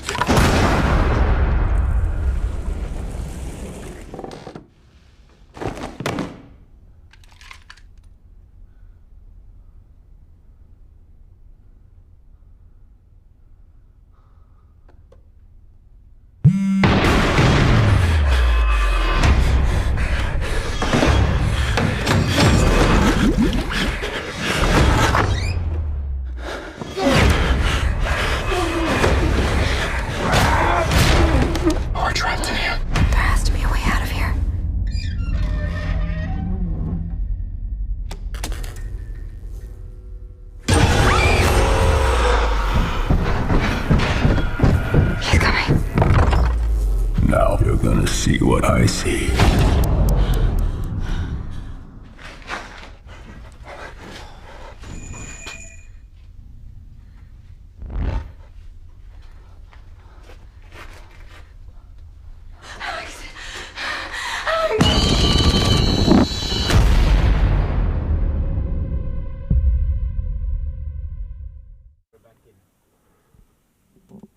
It's okay.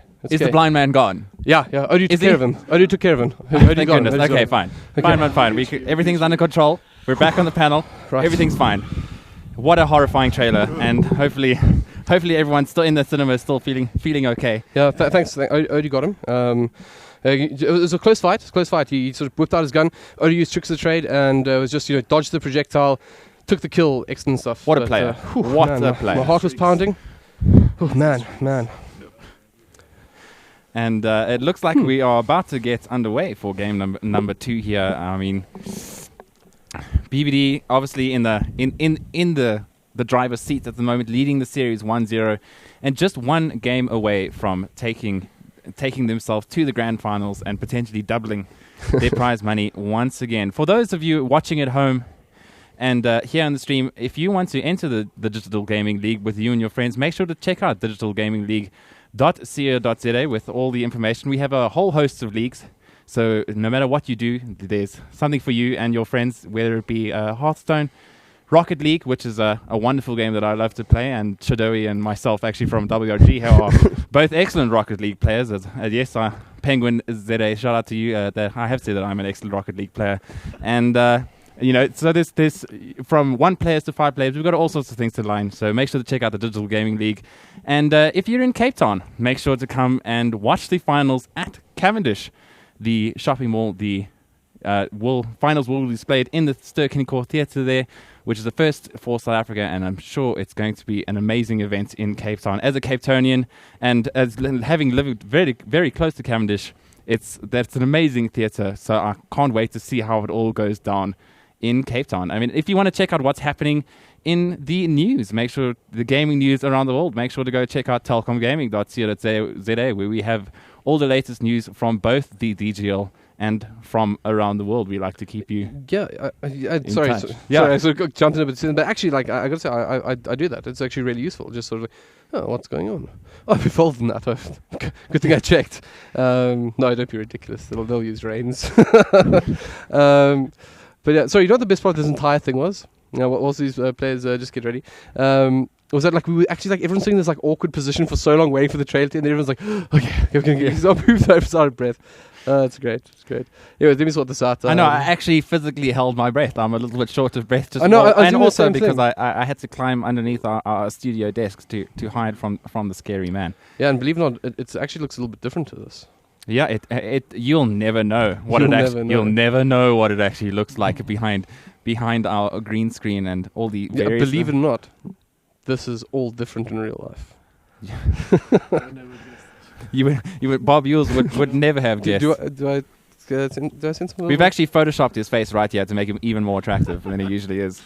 Yeah, and much taller as well. Maybe I can get Devin's beard photoshopped onto my own face. Maybe get some beard game going. The try beard cast, myself, you, and Gareth maybe. Or maybe we should just all get Gareth's beard onto our.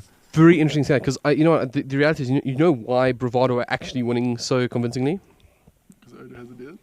Not only Seam has a beard as well. Wow. The beard power in Seam's beard is a very stealth beard. To be fair, he's got like that sort of one. No, but it's like that sort of groomed, wonderful sort of. Like it's got that sort of well looked after. Yeah. So it's got that going for him, and then you got the sort of Odu beard, which is a little bit wild and untamed. So which is obviously what he goes for because he wants to intimidate his opponents. As he jumps in with the Ricky, you just see this like. Sort of a little like bit of a wild beard attacking and whatnot. Well, let's just say he looks after his team better than he looks after his face, eh? his facial hair, rather. As we are finally getting ready to get underway, and don't forget, this is the Telkom DGL Masters, and a big shout out to Telkom and Ster-Kinekor for partnering up to put on this amazing event here at the Ster-Kinekor headquarters in Sandton. And we are finally getting away. Interestingly, Carbon, once again, going to be Radiant. Bravado, once again, going to be Dire. What do you think, Bob? Scant chose Radiant. That's interesting. Scant did Looks like he chose Radiant. So you're giving Dire first pick. I would say Dire second pick, but the last pick could be stronger. I'm not sure. I still prefer first pick, to be honest. Maybe they have something planned, though, for Radiant. I'm not quite sure. I would definitely take Dire. I mean, interestingly, as APG, when just to explain for those out there that may not know, when the teams enter the lobby, they have a choice between first, basically a coin toss is done, and the team gets to choose either what side of the map they play on, whether it be the Radiant, which is the bottom half of the map, or the Dire, the top half of the map, or whether or not in the drafting phase they get the first pick or first ban. Obviously, this has a massive outcome on the draft in terms of whether you get to pick the hero that you really want first, or you get to pick up two that perhaps you might have to give one away, but then you get 2 important picks yourself. And that's the drafting phase. I mean, people can go on for hours and hours and hours, and luckily we have analysts like Ben Knoxville, Steenhuisen and Scanter on the side of Carbon who generally do these kind of things much better than we do, as we finally get ourselves into the draft. This is Game 2 versus Bravado, Emotion and Carbon Dota. Yeah, so Bravado, I don't see how these things work out for you, right? You give your opponents Dire and first pick. It kind of feels like these are scan things. It's going to be a pretty interesting affair. Can he make it work? What is the trick up his sleeve?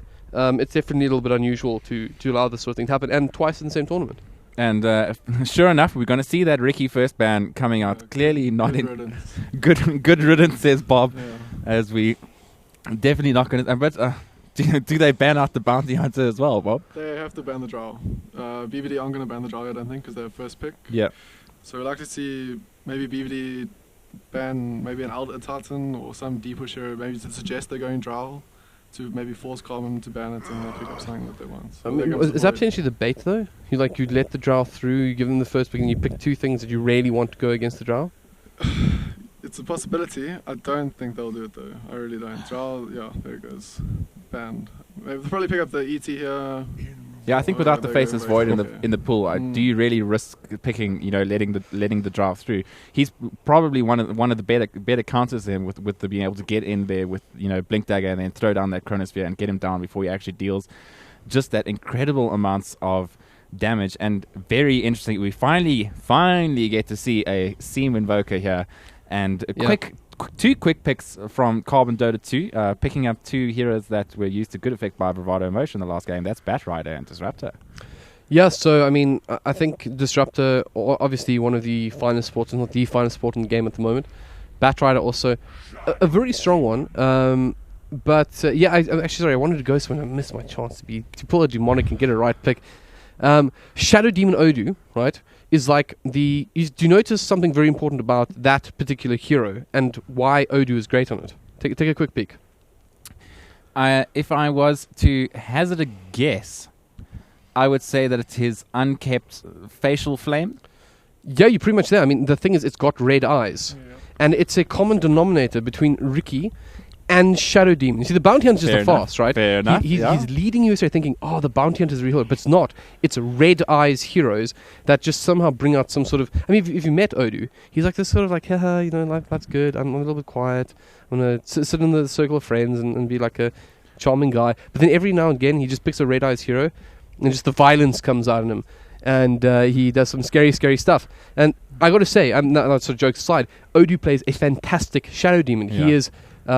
he's terrifying. He goes beyond tier 3 towers to hunt down his opponent's supports at before 10 minutes in the game with a solo Shadow Demon just beating them down. And you're sort of like, that isn't supposed to happen. That's not how that hero functions.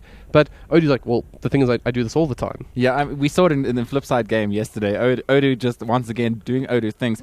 Didn't even have an invis hero. Just walking around the enemy jungle, throwing a couple of poison stacks. And he says, are you a number 1 carry? Well, I'm a number 5 support. And it's I'm very thankful that you gave me this kill and a little bit of gold as well. Are you sure he says that? Or does he just stare at them with his red eyes? Well, it's like there's certain players in the South African scene that are extremely nice and extremely friendly and they're really nice to talk to. Like Adestam from APG is one of the big ones. So great guy. And Odu, it's always nice to chat to, and they're always really friendly. But then they just quietly crush you in game. What I like to call playing light but firm pressure.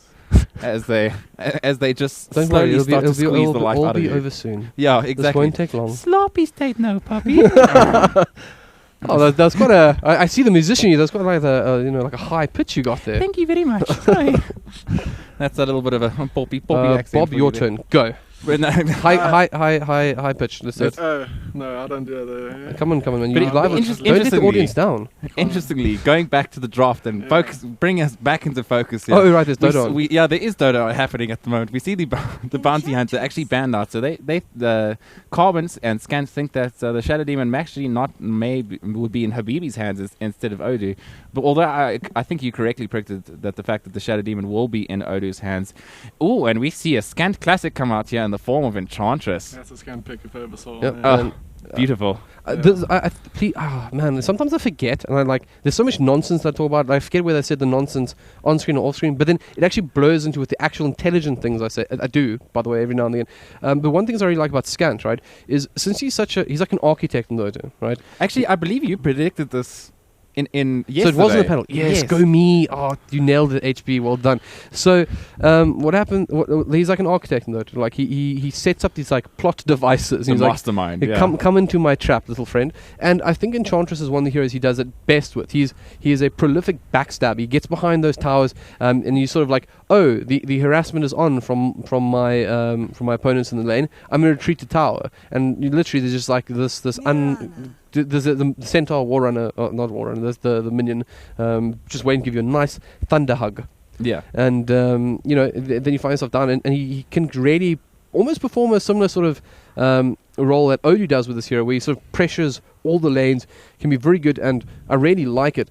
But in order to do that well, he's got to make sure I feel like he's got to make sure he's not up against a similar sort of hero that does it more effectively, sort of natively. I almost want to say, like something like the Bounty and whatnot.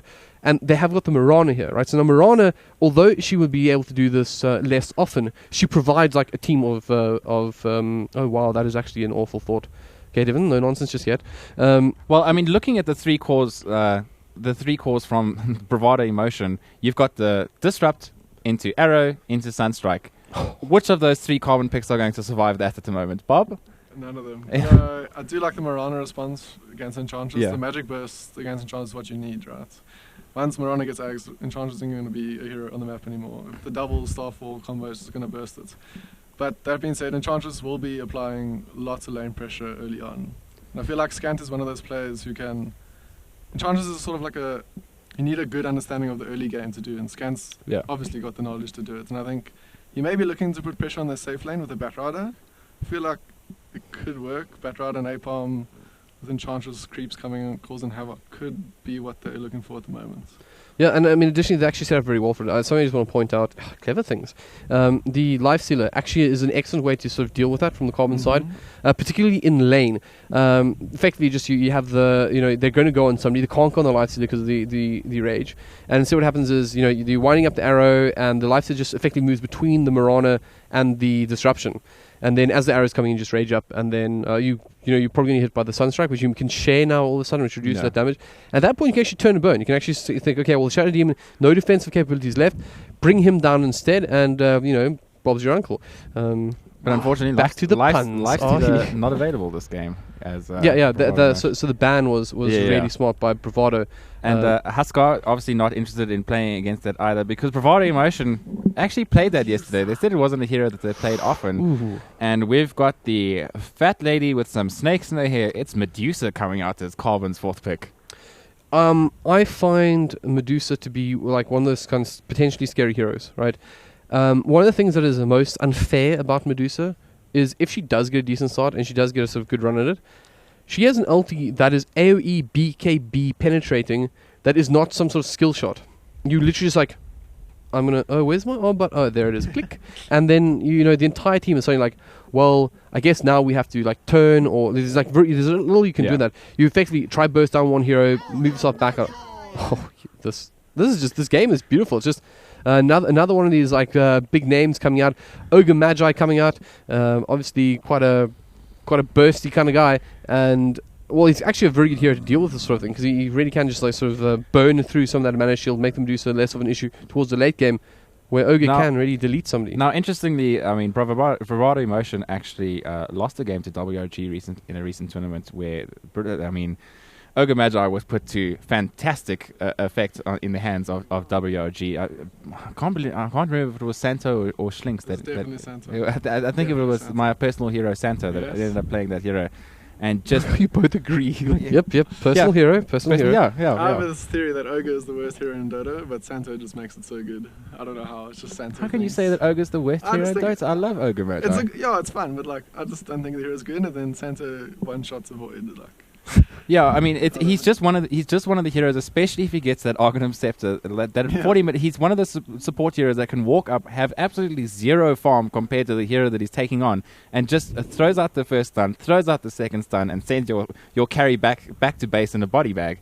I mean, so it's also a personal Scant favorite. So, I mean, are they doing that? Is this a little bit of a troll coming out from Emotion? I don't know, because my brain's become completely preoccupied by what you guys have done to me. Have you guys ever seen that Universe and Aoi 2000 sort of stream of Disney Tale like edits on YouTube? Do recommend. They are really, really funny, right? Old, okay? Then I'm like, like we are old, it's fine. Yeah. But I'm just waiting for the day that we get this sort of like the to and fro where it's almost like there's this particular one, right, where I think it's Universe. It's sort of saying like come to EG kind of thing. I'm just waiting for the day that there's this like sort of Bob version of it, like APG wants you more, like. And we see the final pick coming out from Bravado Emotion, and that's going to be. Which hero is going to be Donnie's hero here? And we know that he likes to play likes to play it's that a Marana. yeah. Does that mean we're going to see a Flares axe? No, Flares is going to be onto that Marana, which means that Donny is going to be taking out the axe. Can we just say that Elder Titan and Beastmaster went untouched through the whole draft? That is a very big surprise to me. People they said I was too obsessed with Beastmaster yesterday. Bob, Beastmaster would have been really good for BVD here. Given vision of the Batrider, Necro books against Medusa. Yeah, it would have been a decent pick. Yeah. Bob, you came on the panel to agree with me. I don't agree. I don't believe there was any agreement about the Beastmaster stuff. I mean, we had to make me look good. Yeah. Can you just retract that statement? Thanks. Beastmaster's a boring hero. Thank you. Beastmaster's a hero. He's a great hero. He is indeed a hero. I'll agree to that much. So a little bit of time being taken here for the players to ready up. And I'm interested to know what you think about this last pick. I mean, Medusa's generally, in the terms of the Phantom Lancer, Medusa is one of those heroes that needs a lot of farm before she generally comes online. But also, Phantom Lance is pretty much in the same boat in the hands of Chosen One now, who looks to be going middle against that axe. I mean, do you feel like they've gone perhaps a little bit too greedy here against BVD, who are clearly keen to fight? They could possibly go for...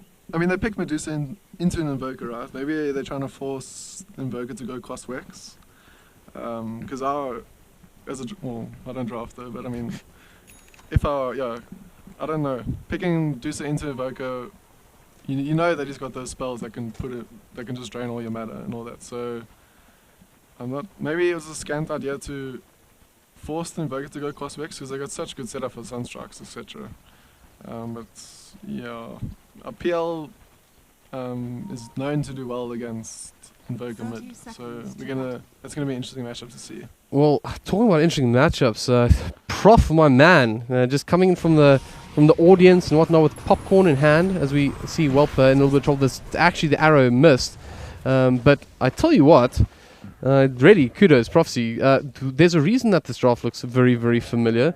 This is the WRG draft that took down Bravado at the recent event. That's like just amazing.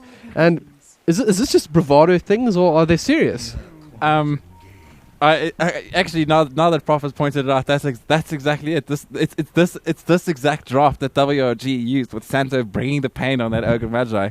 Clearly a hashtag experience, as they've know exactly how to execute this draft, as it was executed very well against them. Who's sitting there? He's looking at the table, very smug with himself at the moment, Prophecy, as he eats, he should be eats his popcorn. But the laning stage is finally going to begin as we see Flares making his way into the top lane against that Batrider. I think this is pretty much going to be a comfortable lane until the supports rotate out here. The Shadow Demon is already here, does have that disrupt at the ready. Flares probably not too happy that he missed that first arrow. I feel like that was a pretty easy first blood if they didn't actually get that little misplay. Would WRG have missed that arrow, I guess, is the question.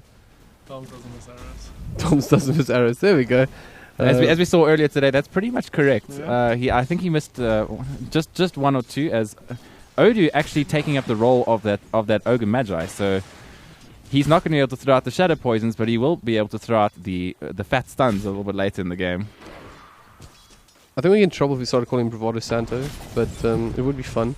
But bottom lane, this is actually the point though. I mean, they're using two strength heroes just to, I think, like bully the lane. They're pushing in beyond this tower so early on, and Welp already sort of trapped. I call this spot the sort of the throw pit or something. I'll hold that thought because just scant things. And I spoke about this, and I'm really sad that I missed that. Sorry, guys, because that's the exact sort of story that I was talking about. How Scant gets around the map on this Enchantress really causes a lot of trouble. And although bottom lane was interesting at the time, it's actually Scant gets first blood. You know, as an Enchantress, you usually expect that game to come out somewhere between the 2 to 3 minute mark. You generally expect him to get about a level 3, maybe the second level, and that's slow before he comes out of the lane and pops that smoke and gets the stun. But Scant deciding that the earlier the better, and actually manages to get that first kill, which is against Seam. So beautiful little early rotation from him. But he might have to come help out this bottom lane sometime soon, as the Medusa is, as you said, having a pretty tough time here. Chelsea at the top also taking quite a bit of Sunstrike was close. Nice awareness from Seam there. I got to say once again, PL is like not high on the list of heroes you really want to give a great start to, and he's having a fairly good time considering he's up against an Invoker. 8 for 5 against Seems 10 for 3. But that's it. I mean, the two heroes, the highest loss very early on is going to that axe. And as we see, Seam's actually gone forward here, and the Enchantress, once again under the cover of smoke, is going to be able to pick up a second kill on the mid Invoker. So beautiful start here for Carbon. I mean, Habibi did respond with the Shadow Demon by picking up Chelsea in the off lane, but keeping that Seam Invoker down is clearly an objective that Scant is keen on doing. And as we see, Donnie actually in the bottom lane, there's just kills going all over the map at the moment as he picks himself up the Medusa kill. So what turned into, a core for supports is now gone slightly in the favor of Bravado, but Bravado doesn't look like they're stopping here. Donnie's quite keen to take on Medace, but Medace just throws up the connected field and says, "Please, sir, leave me alone." Yeah, it's pretty interesting how many kills once again we're seeing early on in this matchup. These two sides playing really, really aggressive. I think this is mostly actually caused by the draft from the side of Bravado. They're trying to get so angry, so aggressive, and just find kills where they do. And I mean, once we start seeing these potential rotations really coming into effect from both sides, there's going to be a slaughterhouse in here. And that's the Dota we want to see, right? Especially since we like two of the sort of... but we do have Bob. I was going to say, like, two more of the sort of play-by-play-ish kind of guys. But Bob's here to give us the info. Give us those knowledge bombs, Bob. How you feel this early game? Just slave drives. Like, whoop. Well, I feel like they've sort of sacked bottom lane already. I think Scan's identified his kill potential in the mid lane. Yeah. With the PL and the smoke gangs coming from the Enchantress. It looks like they're just, Disrupt is a terrible lane support. Scan's just, I think he's just said, look, I'm going to apply pressure mid and off lane, do what you can bottom. I don't know. They're in the trees hiding. Like, I don't think there's much they can do. What is it? I can't see Enchantress ganging with the Medusa and a Disruptor. The kill potential isn't there against an Axe and an Ogre. And Donnie went a very, very aggressive skill board with, So, yeah. Three into that battle hunger. Oh, talking about into that battle hunger, Odie and friends catch out Scantia. Do you see the Hadouken coming out from the side from the Saturday? Scanking very, very low. Can they bring him down? No, stop. Oh yes, they can. And I think it was friendly fire. It was a satire that gave a hit. They got that last spin off, I believe, that caused a kill. The fight's not over. Did also have a kill in the top lane as well, but Medace now caught up by Donnie. Whelpers in support here. Medace is just melting away though, and Donnie pretty happy with this story, as Odie also starts giving a couple of smacks to Whelp as well. But looks like that'll be the end of it. But kills just going all over the show. Donnie's not quite out of the woods yet. As Chelsea has actually TP'd in here. He looks like he's going to go down, try to juke his way through the bush, but pretty much just buying time. As Chosen Ones come in here, so that's all three cores that have committed to this bottom lane just to kill that Axe. Well, I mean, it's something. I mean, okay, so the big thing here is that the sort of rule of thumb for a mid player is don't effectively leave your lane unless you think you can get 2 kills, right? It's just better to farm up and whatnot. I guess against Invoker maybe it was more handy, probably a bit of a maybe struggling to find the farm mid, so he figured, okay, this is probably better for me. But quite an expensive kill. However, at least it gives Donnie something to think about. I mean, at the time, this is just like madness, right? They're just throwing their bodies at the Carbon lineup at the moment. And, I mean, there's something that Prophecy actually mentioned about this kind of concept where he had WG versus Bravado. He said it was kind of like they had this invincible strat to WG, and it took Bravado 4 games or something to figure it out and then come back. And Carbon don't have that luxury. They literally could have just this game, and that could be pretty bad for Carbon fans. But Carbon, once again, just getting body slammed at the moment as Donnie chases Welpen to the tree line. There's a little Sunstrike going to connect as well, so that's going to be a nice kill though, as Chelsea tries to do what he can. Do you have the Moonlight Shadow coming as well, provide a little bit of assistance, as Scant wants to bring somebody down, also using his Nature's Attendants to try and support his buddies, as Donnie gets very, very low, turns his attention now to Chelsea, but can he want this one? Does he want more? There's still the Thunderstrike on him that's providing a little bit of vision. So many stacks, and he turns around, gets off the call as a kind of like a last hurrah, as Carbon do pick up another kill and sort of like take that finally, I guess. That's where Donnie needs to be spamming the Space Creator chat wheel. I think. He's doing so much for his team, actually. I mean, he's just 4 heroes in the bottom lane. Flair's having a good time. Seems catching up again in the mid lane. Donnie's doing his job for sure.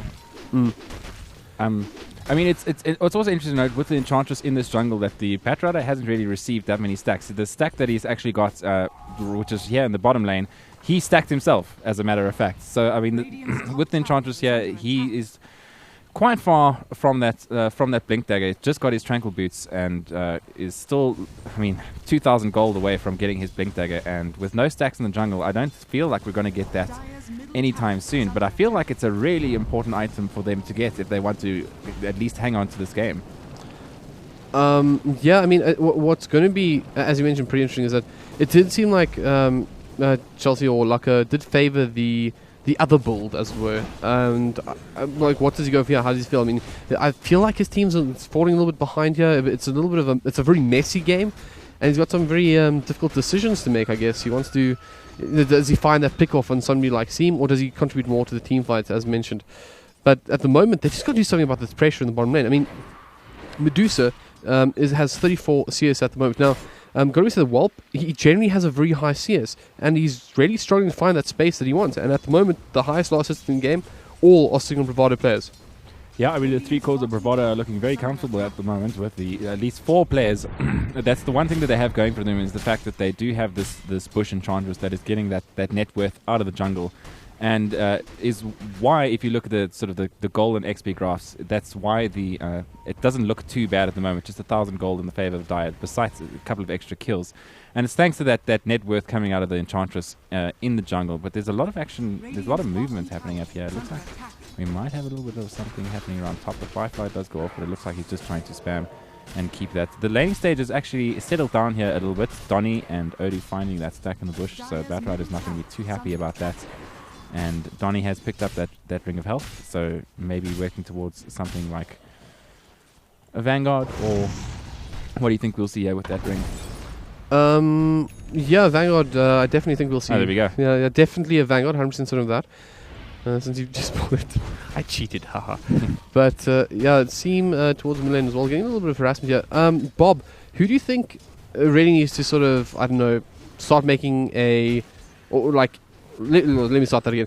Are there any players right now that you think need to maybe step up the game, or just find a little bit more space, or become a little bit more active? Anything that you find, particularly on the map, might need to do to improve their team's chances of winning? It's quite hard at the moment, right? Because Carbon's timing would be when Batrider gets Blink. Yeah. From after the landing phase, which is happening now, and I don't see them doing anything. PLs needs a lot to come online. Medusa needs even more. Maybe we see an item build from the PL that enables them to fight early. Otherwise, I think it's all on Scant and the Disruptor to sort of try and make plays somewhere. Because Scant he's done well early game. He tried to make a play bottom.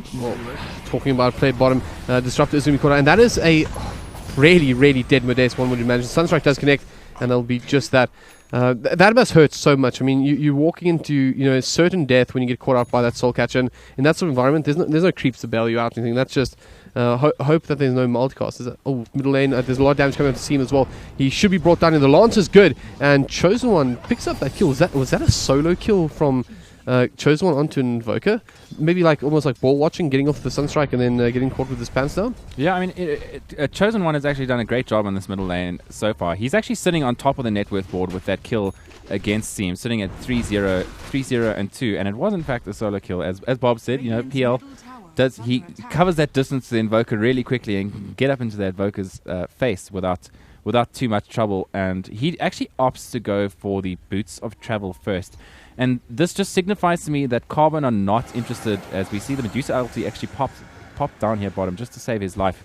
I mean, Carbon want to slow this down. Essentially, they have more cores in the late game than Bravado have. They have the Batrider, who does tend to fade off a little bit, but obviously that initiation is always something. You've got the Enchantress, Medusa, and PL, who can be massive damage dealers in the late game. So I feel like any time that Bravado aren't doing anything is to Carbon's benefits.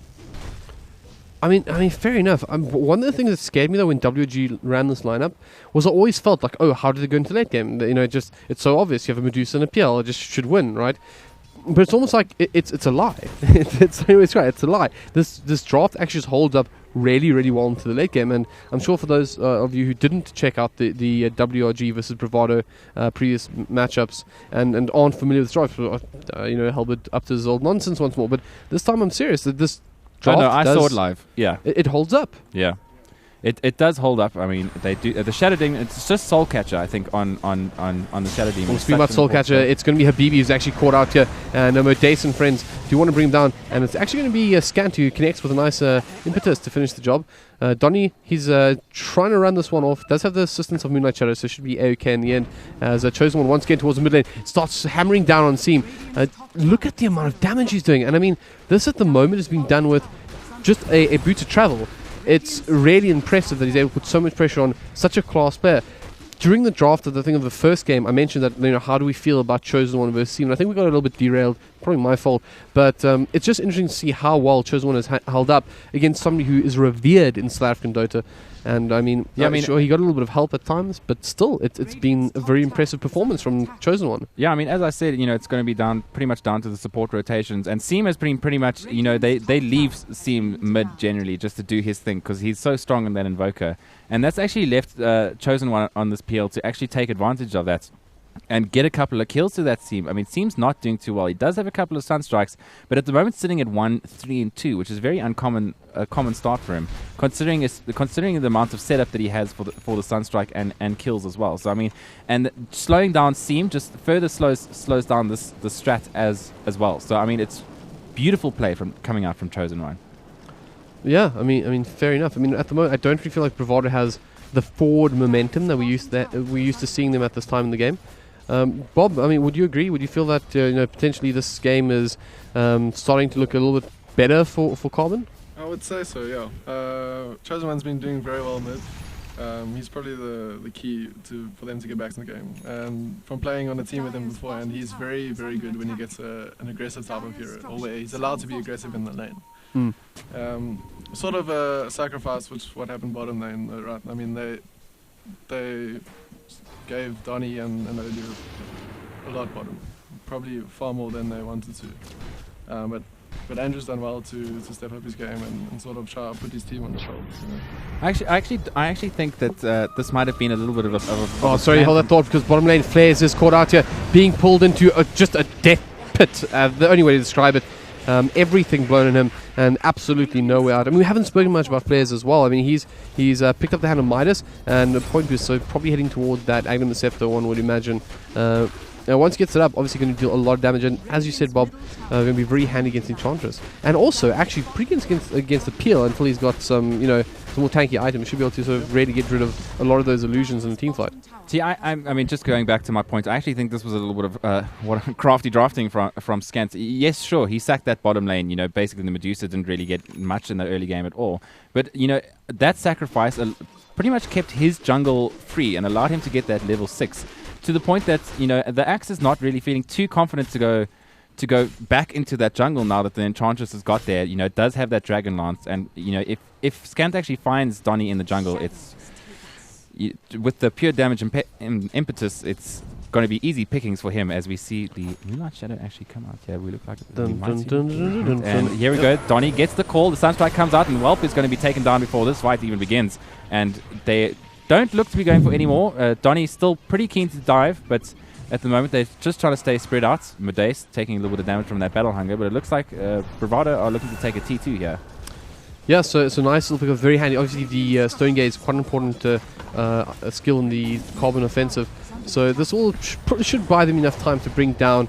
Oh, that's a very pretty Starstorm. First time I think I've seen it from Flares. So all the same, distractions aside, we'll pick up that tier 2 tower for free in the end, and of course picking up the life of the Medusa. Obviously, very, very handy as we see Bravado start making their moves around the map. One thing we haven't discussed too much in this series, I believe we haven't had really a chance to, is how well Bravado use the map. I mean, this is just one thing as I point out. Look at their positioning here. So immediately you see they've just spread out. They're making use of it. It's one of the things I really would encourage sort of newer players to sort of experiment with, is understanding like where you should be. I think often what happens, you get an objective and everyone's like, okay, let's go back to base and heal up, buy items and whatnot.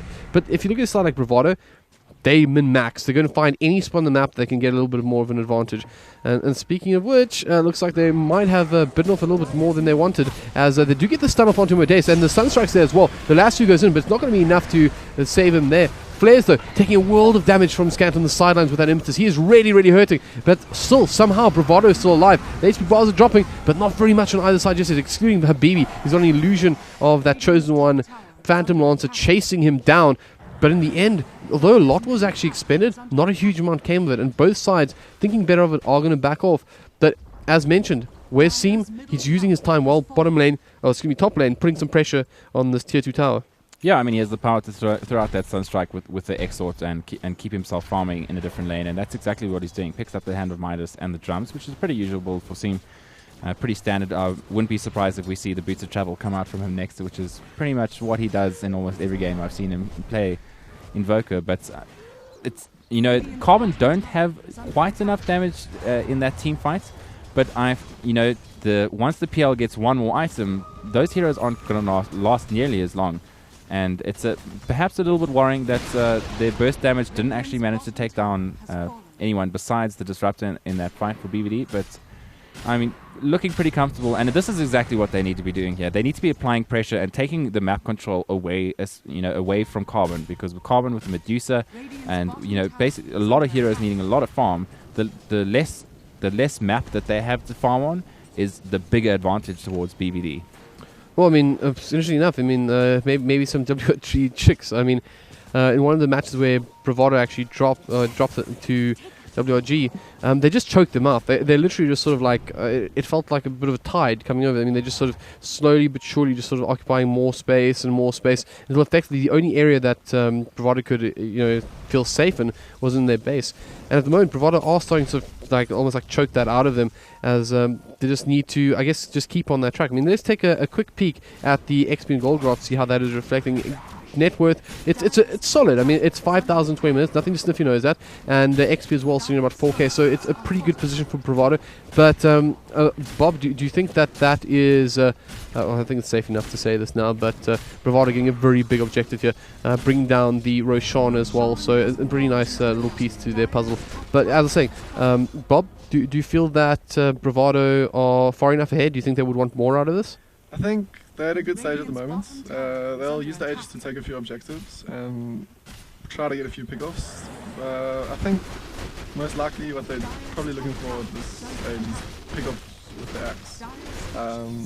On the same side of Carbon, they're going to be looking for picks off with the Bravado. So key initiations are going to be what's going to win you this game, I think. Axe with the blink, cool. Bravado with the blink lasso. Whoever gets a better initiation off is going to win the fights. What I think is going to happen in late games is Seam's going to be able to do those initiation loads. Once he gets south of Bass, gets a few more points up in what's it works. I'm not an Invoker player, but when he gets the Tornado, he can blink in Tornado to combo. Yeah, so I think it's all going to come down to initiations, but at the moment, Carbon trading well, getting tier 2 top, and trying to create as much space as possible. Yeah, I mean, Carbon just taking down the T1 and T2 tower in that bottom lane, and applying they saw Bravado applying the pressure bottom, and they said, cool, if you're going to apply pressure bottom, we're just going to apply pressure top. And I just want to comment on the Medusa's build that's come out here. He's now managed to just finish up his Yasha, but actually went for that first item, Dragon Lance, which is not the most common thing in the world when it comes to Medusa. Generally, she wants to start working towards something that is a little bit more helpful. Top lane, there's a bit of a fight breaking out. Moonlight Shadow has been used, and towards the top, it's Chelsea who's under a lot of fire, will be brought down as well. As the fight does sort of rage on at the moment, they are trying to track down Chosen One. He gets caught on that disruption, and they're lining him up for a potential kill here. Can they deal the damage though? He's getting very, very low. The dunks there coming out from Donny, and that's going to be a nice little trade there, as Ogre Magi in the bottom lane actually brought down by Modace and Whelp as well, with just a little bit of damage done to Flare as well. Maybe involved in some of that, but certainly once again Bravado getting a very, very critical pick off there, slowing down that PL once more. And considering he is in fact second on net worth at the moment, he's also a very valuable kill. Something you want to keep down, and something gives you a lot of money when you do. Yeah, 387 gold thanks to his dominating streak provided by the Phantom Lancer to Odu. And sorry, that was me being silly, to Donny. I stand corrected. And 2 supports, for 2 cores for a support. That's a very good trade, no matter what day of the week it is. And BVD are once again trying to apply pressure here, this time in the top lane. Yeah, it's certainly a good time for them to do so as well. I think even though, like I said, I think their draft does hold up quite well into the late game.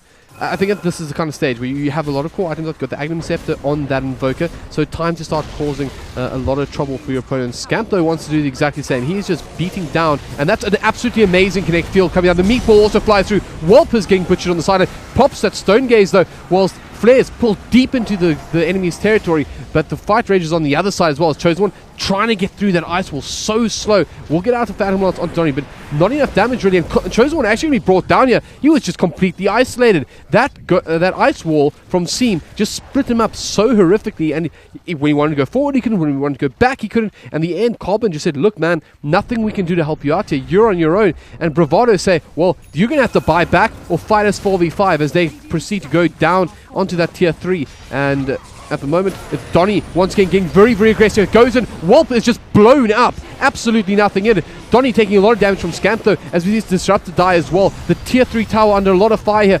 Bravado so close to just once again finding their in and making their way to another grand final, but they still have to get through the defensive of Whelp, who's brought back. If he goes down here, this will be absolutely huge, and he will go back down here. Whelp down again. Bravado on fire, beating down on the tier 3, and this could be Rax potentially. I mean, there's still 4 heroes up. A couple of them have backed off for the meanwhile.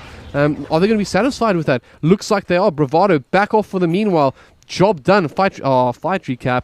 Ran away from me again, but look at the net worth. It tells the story. Invoker 13k, Marana 11k, Axe 11k, and then it's the rest of the tussle from Carbon. But it is, as I always say, the holy grail of Dota. Have your 3 cores right at the top of the game, and you're in an excellent position. And I think Bravado might just be well on their way to another grand finals. Yeah, I mean, all the items coming up on Bravado Gaming, and that's personally also thanks to the amount of Hand of Midases that they have on their team. Now up to 3 on their accounts. Odie picking up his Hand of Midas on the Ogre Magi. Flares having a Midas of himself, and Seam obviously with that Midas pick up there. As they go later and later to these games, these cores are just going to carry on picking up that golden experience. And I mean, you don't want a fat Ogre Magi. That's something that you never want to see. It can be truly, truly frightening, especially in that support position. But I feel like it's just, I mean, the Invoker play there with the ice wall was just beautiful from Seam, just throwing it down the middle of the lane and cutting off the rest of Carbon from Chosen One and allowing them to take that tier 3 tower with pretty much no fight whatsoever, and then also getting the buyback from Medusa. Absolutely huge. I mean, she's a hero that really doesn't want to be wasting any gold. And it still hasn't, with the Dragon Lance and now Yash in the bag, really needs to get another item in this 25-minute mark. You're generally looking for at least sort of one more item by this stage, but unfortunately the pressure just hasn't stopped from BVD. They know that they need to bring the fight to Carbon, and that's exactly what they're doing. And for Carbon, though, it does not bode well. I mean, you're staring down a barrel gun. This is like, a last chance city. You're so close, right? I mean, you're sort of just 2 wins away from a grand final here at the Telkom DGL Masters. It's a big one as well. Live event at a cinema, of course, the Ster-Kinekor Theatres in Johannesburg. The final gets played at Cavendish Square in Cape Town. It's a big deal. You want to desperately be at that finals. And not to mention, you win this matchup, you're guaranteed 20,000 Rand with a shot at 40,000 Rand. It's a big prize pool, a huge amount in it. And at the moment, Carbon are starting to fade out of it. But it's not over yet. They're certainly got a lot more to offer in this matchup, but it sort of feels like it's a little bit of a knife edge, and it might just get even a little bit worse here. Arrow flies through from Flares, and they catch out Whelp again. This could be absolutely huge. Whelp tanks the Sunstrike as well. He's going to toss that. Oh, it doesn't even matter. The Stone Gaze is up, but who cares? He's down for another 50 seconds. Bravado find the perfect pickoff. I mean, the only other person that might have been as valuable, or if not more, is that Phantom Lancer, but how can you ask for more? Yeah, I mean, just keeping on picking on that Medusa has proven so good for Bravado Gaming, because she's so shut down at the moment, just sitting at 8,000 net worth, well behind the safe lane of Flares, who's sitting at 12k herself and doing extremely well. And this is not the position that you really want to Medusa. Yes, they can fight back. Yes, they haven't lost any racks as of yet. But it's getting to the point now where that's Carbon are getting a little bit too far behind. They need to. The only thing that they can try and do now is try slow this game down. Get up some defensive warding. Make sure that they're not going to be the ones that are going to get picked. Exactly what just happened to Welp, and has been happening to Welp over and over again. Make sure that you provide space for him to farm, provide space for Chosen One to farm, and pretty much play as defensively as possible, and make sure that you don't give Bravado any more kills than they need. But at the same time, on the opposite side of the scale, Bravado have 3 hands of Midases. So the more time you buy, the fatter that they're going to get. So I mean, it's sort of it's between a rock and a hard place for Carbon at the moment. They do have Chosen One, who's played an outstanding game on this Phantom Lancer, has picked up the Diff Blade and a Sangan Yasha, so he's beginning to get his core items up and running. Does, I feel, need some sort of tank item. I mean, whether it be a heart or something similar. He needs to be able to tank out the sheer amount of bursts coming out of Bravado. Well, I mean, he is fairly tanky with that Sanjin Yash already. I mean, not huge, right? But he's got something. But that is a bit of a damage spike now. With that Diffusal Blade up, he's going to be able to do quite a bit more. The hurt's going to come out of him. Also, there is, of course, and I don't want to mention, because once again, it is a live stream. I don't want to give too much information away. But certainly something that's going to help out as well. And they're actually going to use the Bat Rider this time around to find something really, really good here. And Donnie does get smoked up as well. He pops the Blade Mail, which is a little bit difficult to deal with at the moment. Is there enough time to buy his friends? In fact, yes, there is. The disruptions there as well. The meatball flies through. Luck is down. Bravado once again the front foot. Modace is down. Scant running for the hills. Can he survive? He's got Seam bearing down after him. The blinking from Flares. Scant nowhere to go. Brought down as well. Bravado 3-0. Back up against it. And although that's all they're going to get, once again, Bravado just looked too strong. Man, oh man, coming out in fine form. And once again, on the front foot, looking to bear down on this mid lane. And man, it is a very, very impressive performance. Once again, it's that Odu, the red eyes, coming out with that disruption, looking so good. I'm just loving this play from that side right now. Oh, just, beautiful Dota. Bob's just shaking his head in a little bit of disbelief. That ass ball from Seam was some great plays. I mean, I feel like it should be like a Game of Thrones reference there somewhere with some ass balls, shenanigans, something. Seems just the god, yeah. Well, I mean, is that well? I got one for you. Is that not that's oh man, the Wall of the North? Thank you. Yeah, that's what I'm thinking of. There we go. Seam is the Wall of the North. The great wall, as not to take credit away from the DB there. Great disruption. I guess Axe isn't the ideal target you want to go on though. I mean, he's got Pop, he's got Crimson Blade Mail. Yeah, we saw Carbon poke around the corner. They see the Axe, and then they sort of decided that there was a second of hesitation. They said, "Okay, we are going to go for the Axe." And by that time, I'm not sure if Donnie actually caught a little bit of a vision there so that Bravado could start reacting quite so quickly. But I mean, the reactions were just spot on from Bravado. Beautiful, beautiful play, and as I said, disruption, ice wall, couldn't ask for. I mean, and Carbon pretty much couldn't ask for a nicer fight in terms of the initiation. They were all in the right place and had the higher ground, going into that fight. So I mean, it's unfortunate, but that's the way the cookie crumbled, as they say. Bat Rider does have his blink and force staff now, so he is, but just felt a little bit underwhelming this game, I feel. Yeah, it's I mean, he like how though? I mean, but the problem is like you go in, you get a really good pick off on a core, right?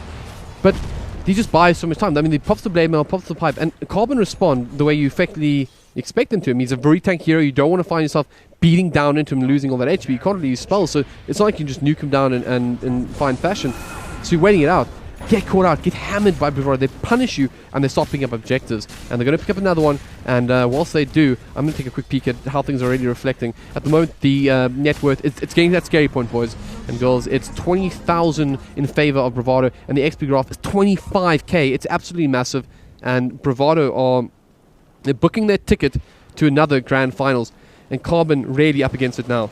Yeah, I mean, they're just trying to keep things, keep themselves in the game, play things slow, get some net worth onto that Phantom Lancer, get some net worth onto that Medusa, and make sure that they don't get picked off. But unfortunately, that's as a result, they've had to stick together pretty much, because I mean the amount of burst coming out of BVD, if one of those heroes see you, there's going to be all sorts of hell raining down on you. Welp does seem to be going for that Mantis style.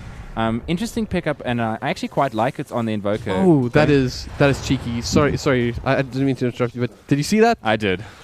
No, that is quite good. It actually is quite a delay. I mean, Seam's got some way to travel if we can get back in there.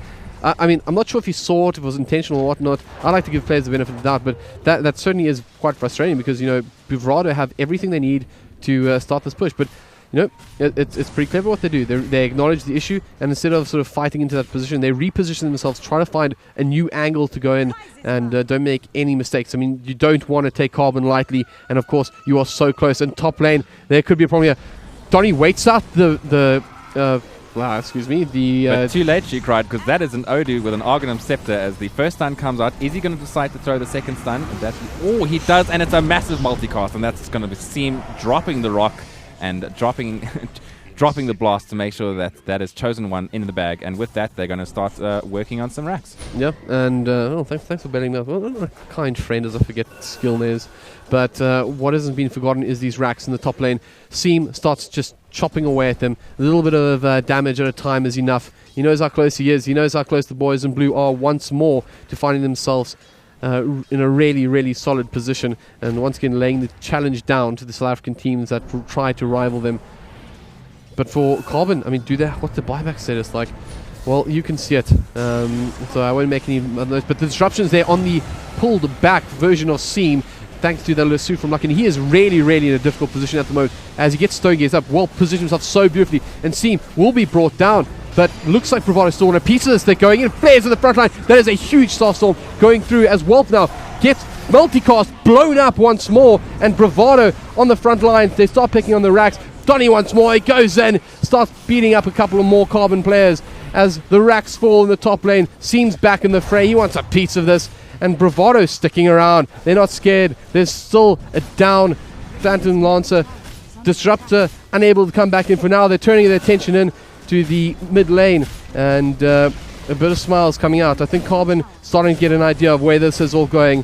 2 racks down, not much they can do about it. Aegis still, I think, available, and in fact it is on flares at the moment. So it's going to be the trifecta. They're going for the 3 racks. Is there anything they can do about this? I mean, you desperately want to hang on. This is your last life.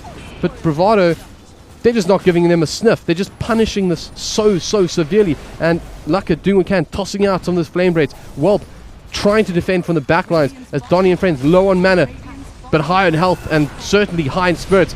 There's a meatball flying through. It latches onto Scant. He's being brought down. The nature tensions aren't enough. Chelsea now being brought down. Modace trying to help out his friends, but he's going to be caught out by the calls while he's brought down. The last man standing. It's Welp. It doesn't matter. The GG's called. Bravado once again in the grand finals, and absolutely dominatingly so as well. Man, oh man, these guys just don't get it wrong, do they?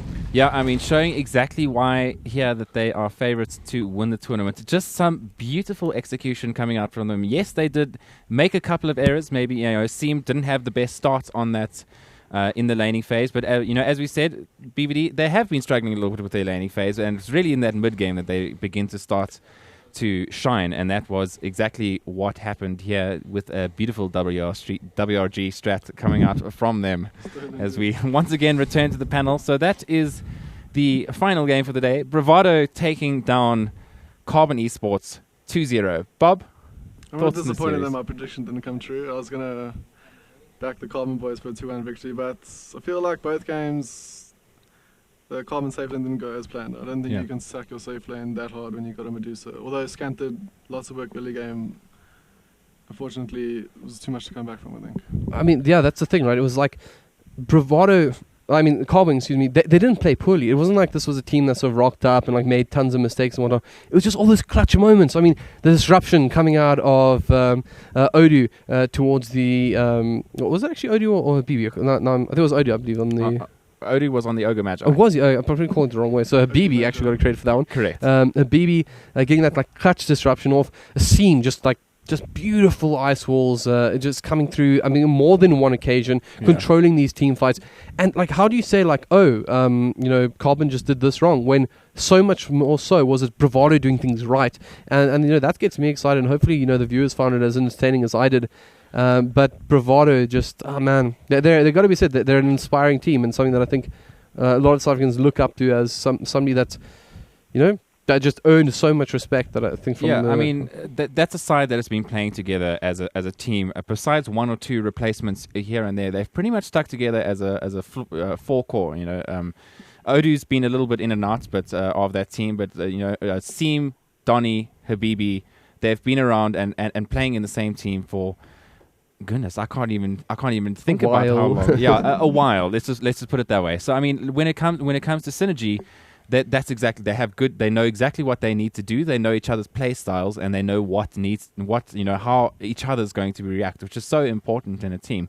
But that being said, like, I don't feel that having watched your side today and WRG, I feel like they've still got plenty of competition ahead of them in this competition. I mean, they may be in the grand final and guaranteed at least a 20,000 rand prize. Good day at the office. Prize. Also, a good day at the office, as you say. But I mean, there's still a tough day ahead of them tomorrow. Yeah, I mean, so a little bit of a frog in my throat. I think it's been a long day. Yeah, it's been a bit of a long day, and I mean, I got a little bit overly excited about that last one. I really enjoyed it.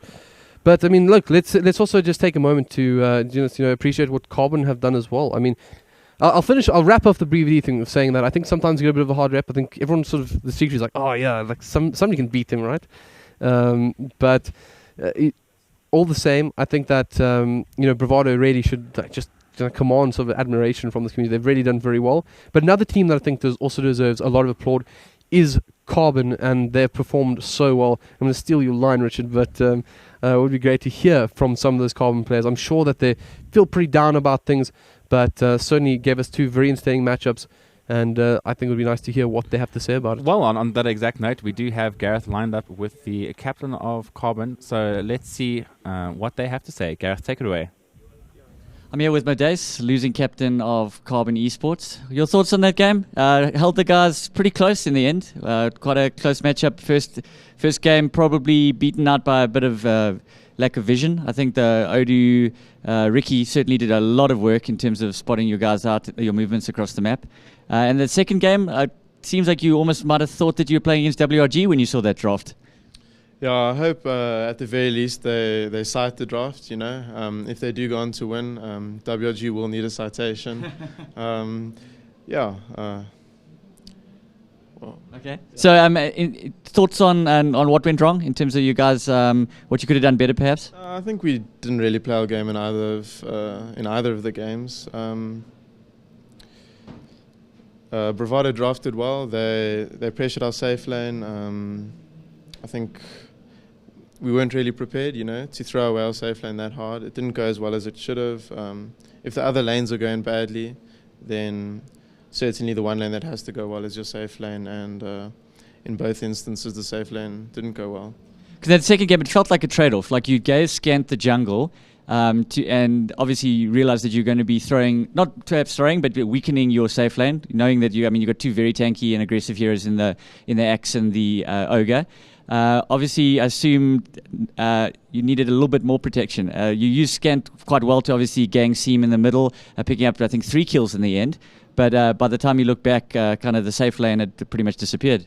Yeah, I mean, it's difficult for me to reflect productively, so shortly after. But I think Anthony or Scant did well that game. I don't think we would have had it any other way. We let through Invoker, and I think we handled it quite well, which is a positive for us.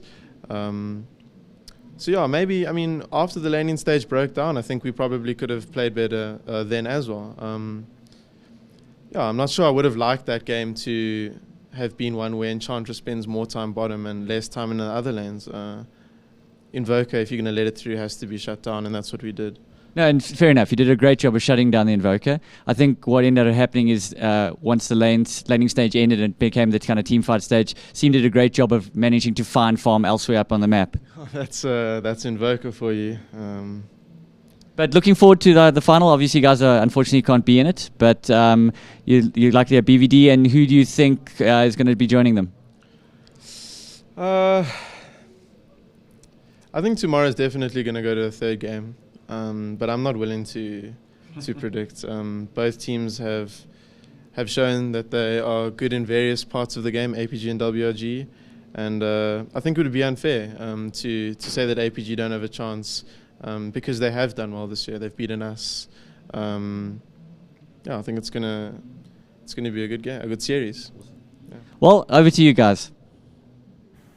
Thanks, Modace. Clearly a little bit disappointed with him and his team's performance, but I mean, there were definitely signs of life there. I mean, they haven't been the most active in the local scene, so I'm sure that they'll go back to the drawing board and say, listen, watch the game. Say, listen, guys, this is what happened, and this is how we can improve in the future and move forward as a team. So I'm sure that they're a little bit down spirited at the moment, but definitely not out by any means. But before we continue, there is another captain waiting for us. This time on the winning side, it's going to be, I believe, Donny from Bravado Gaming.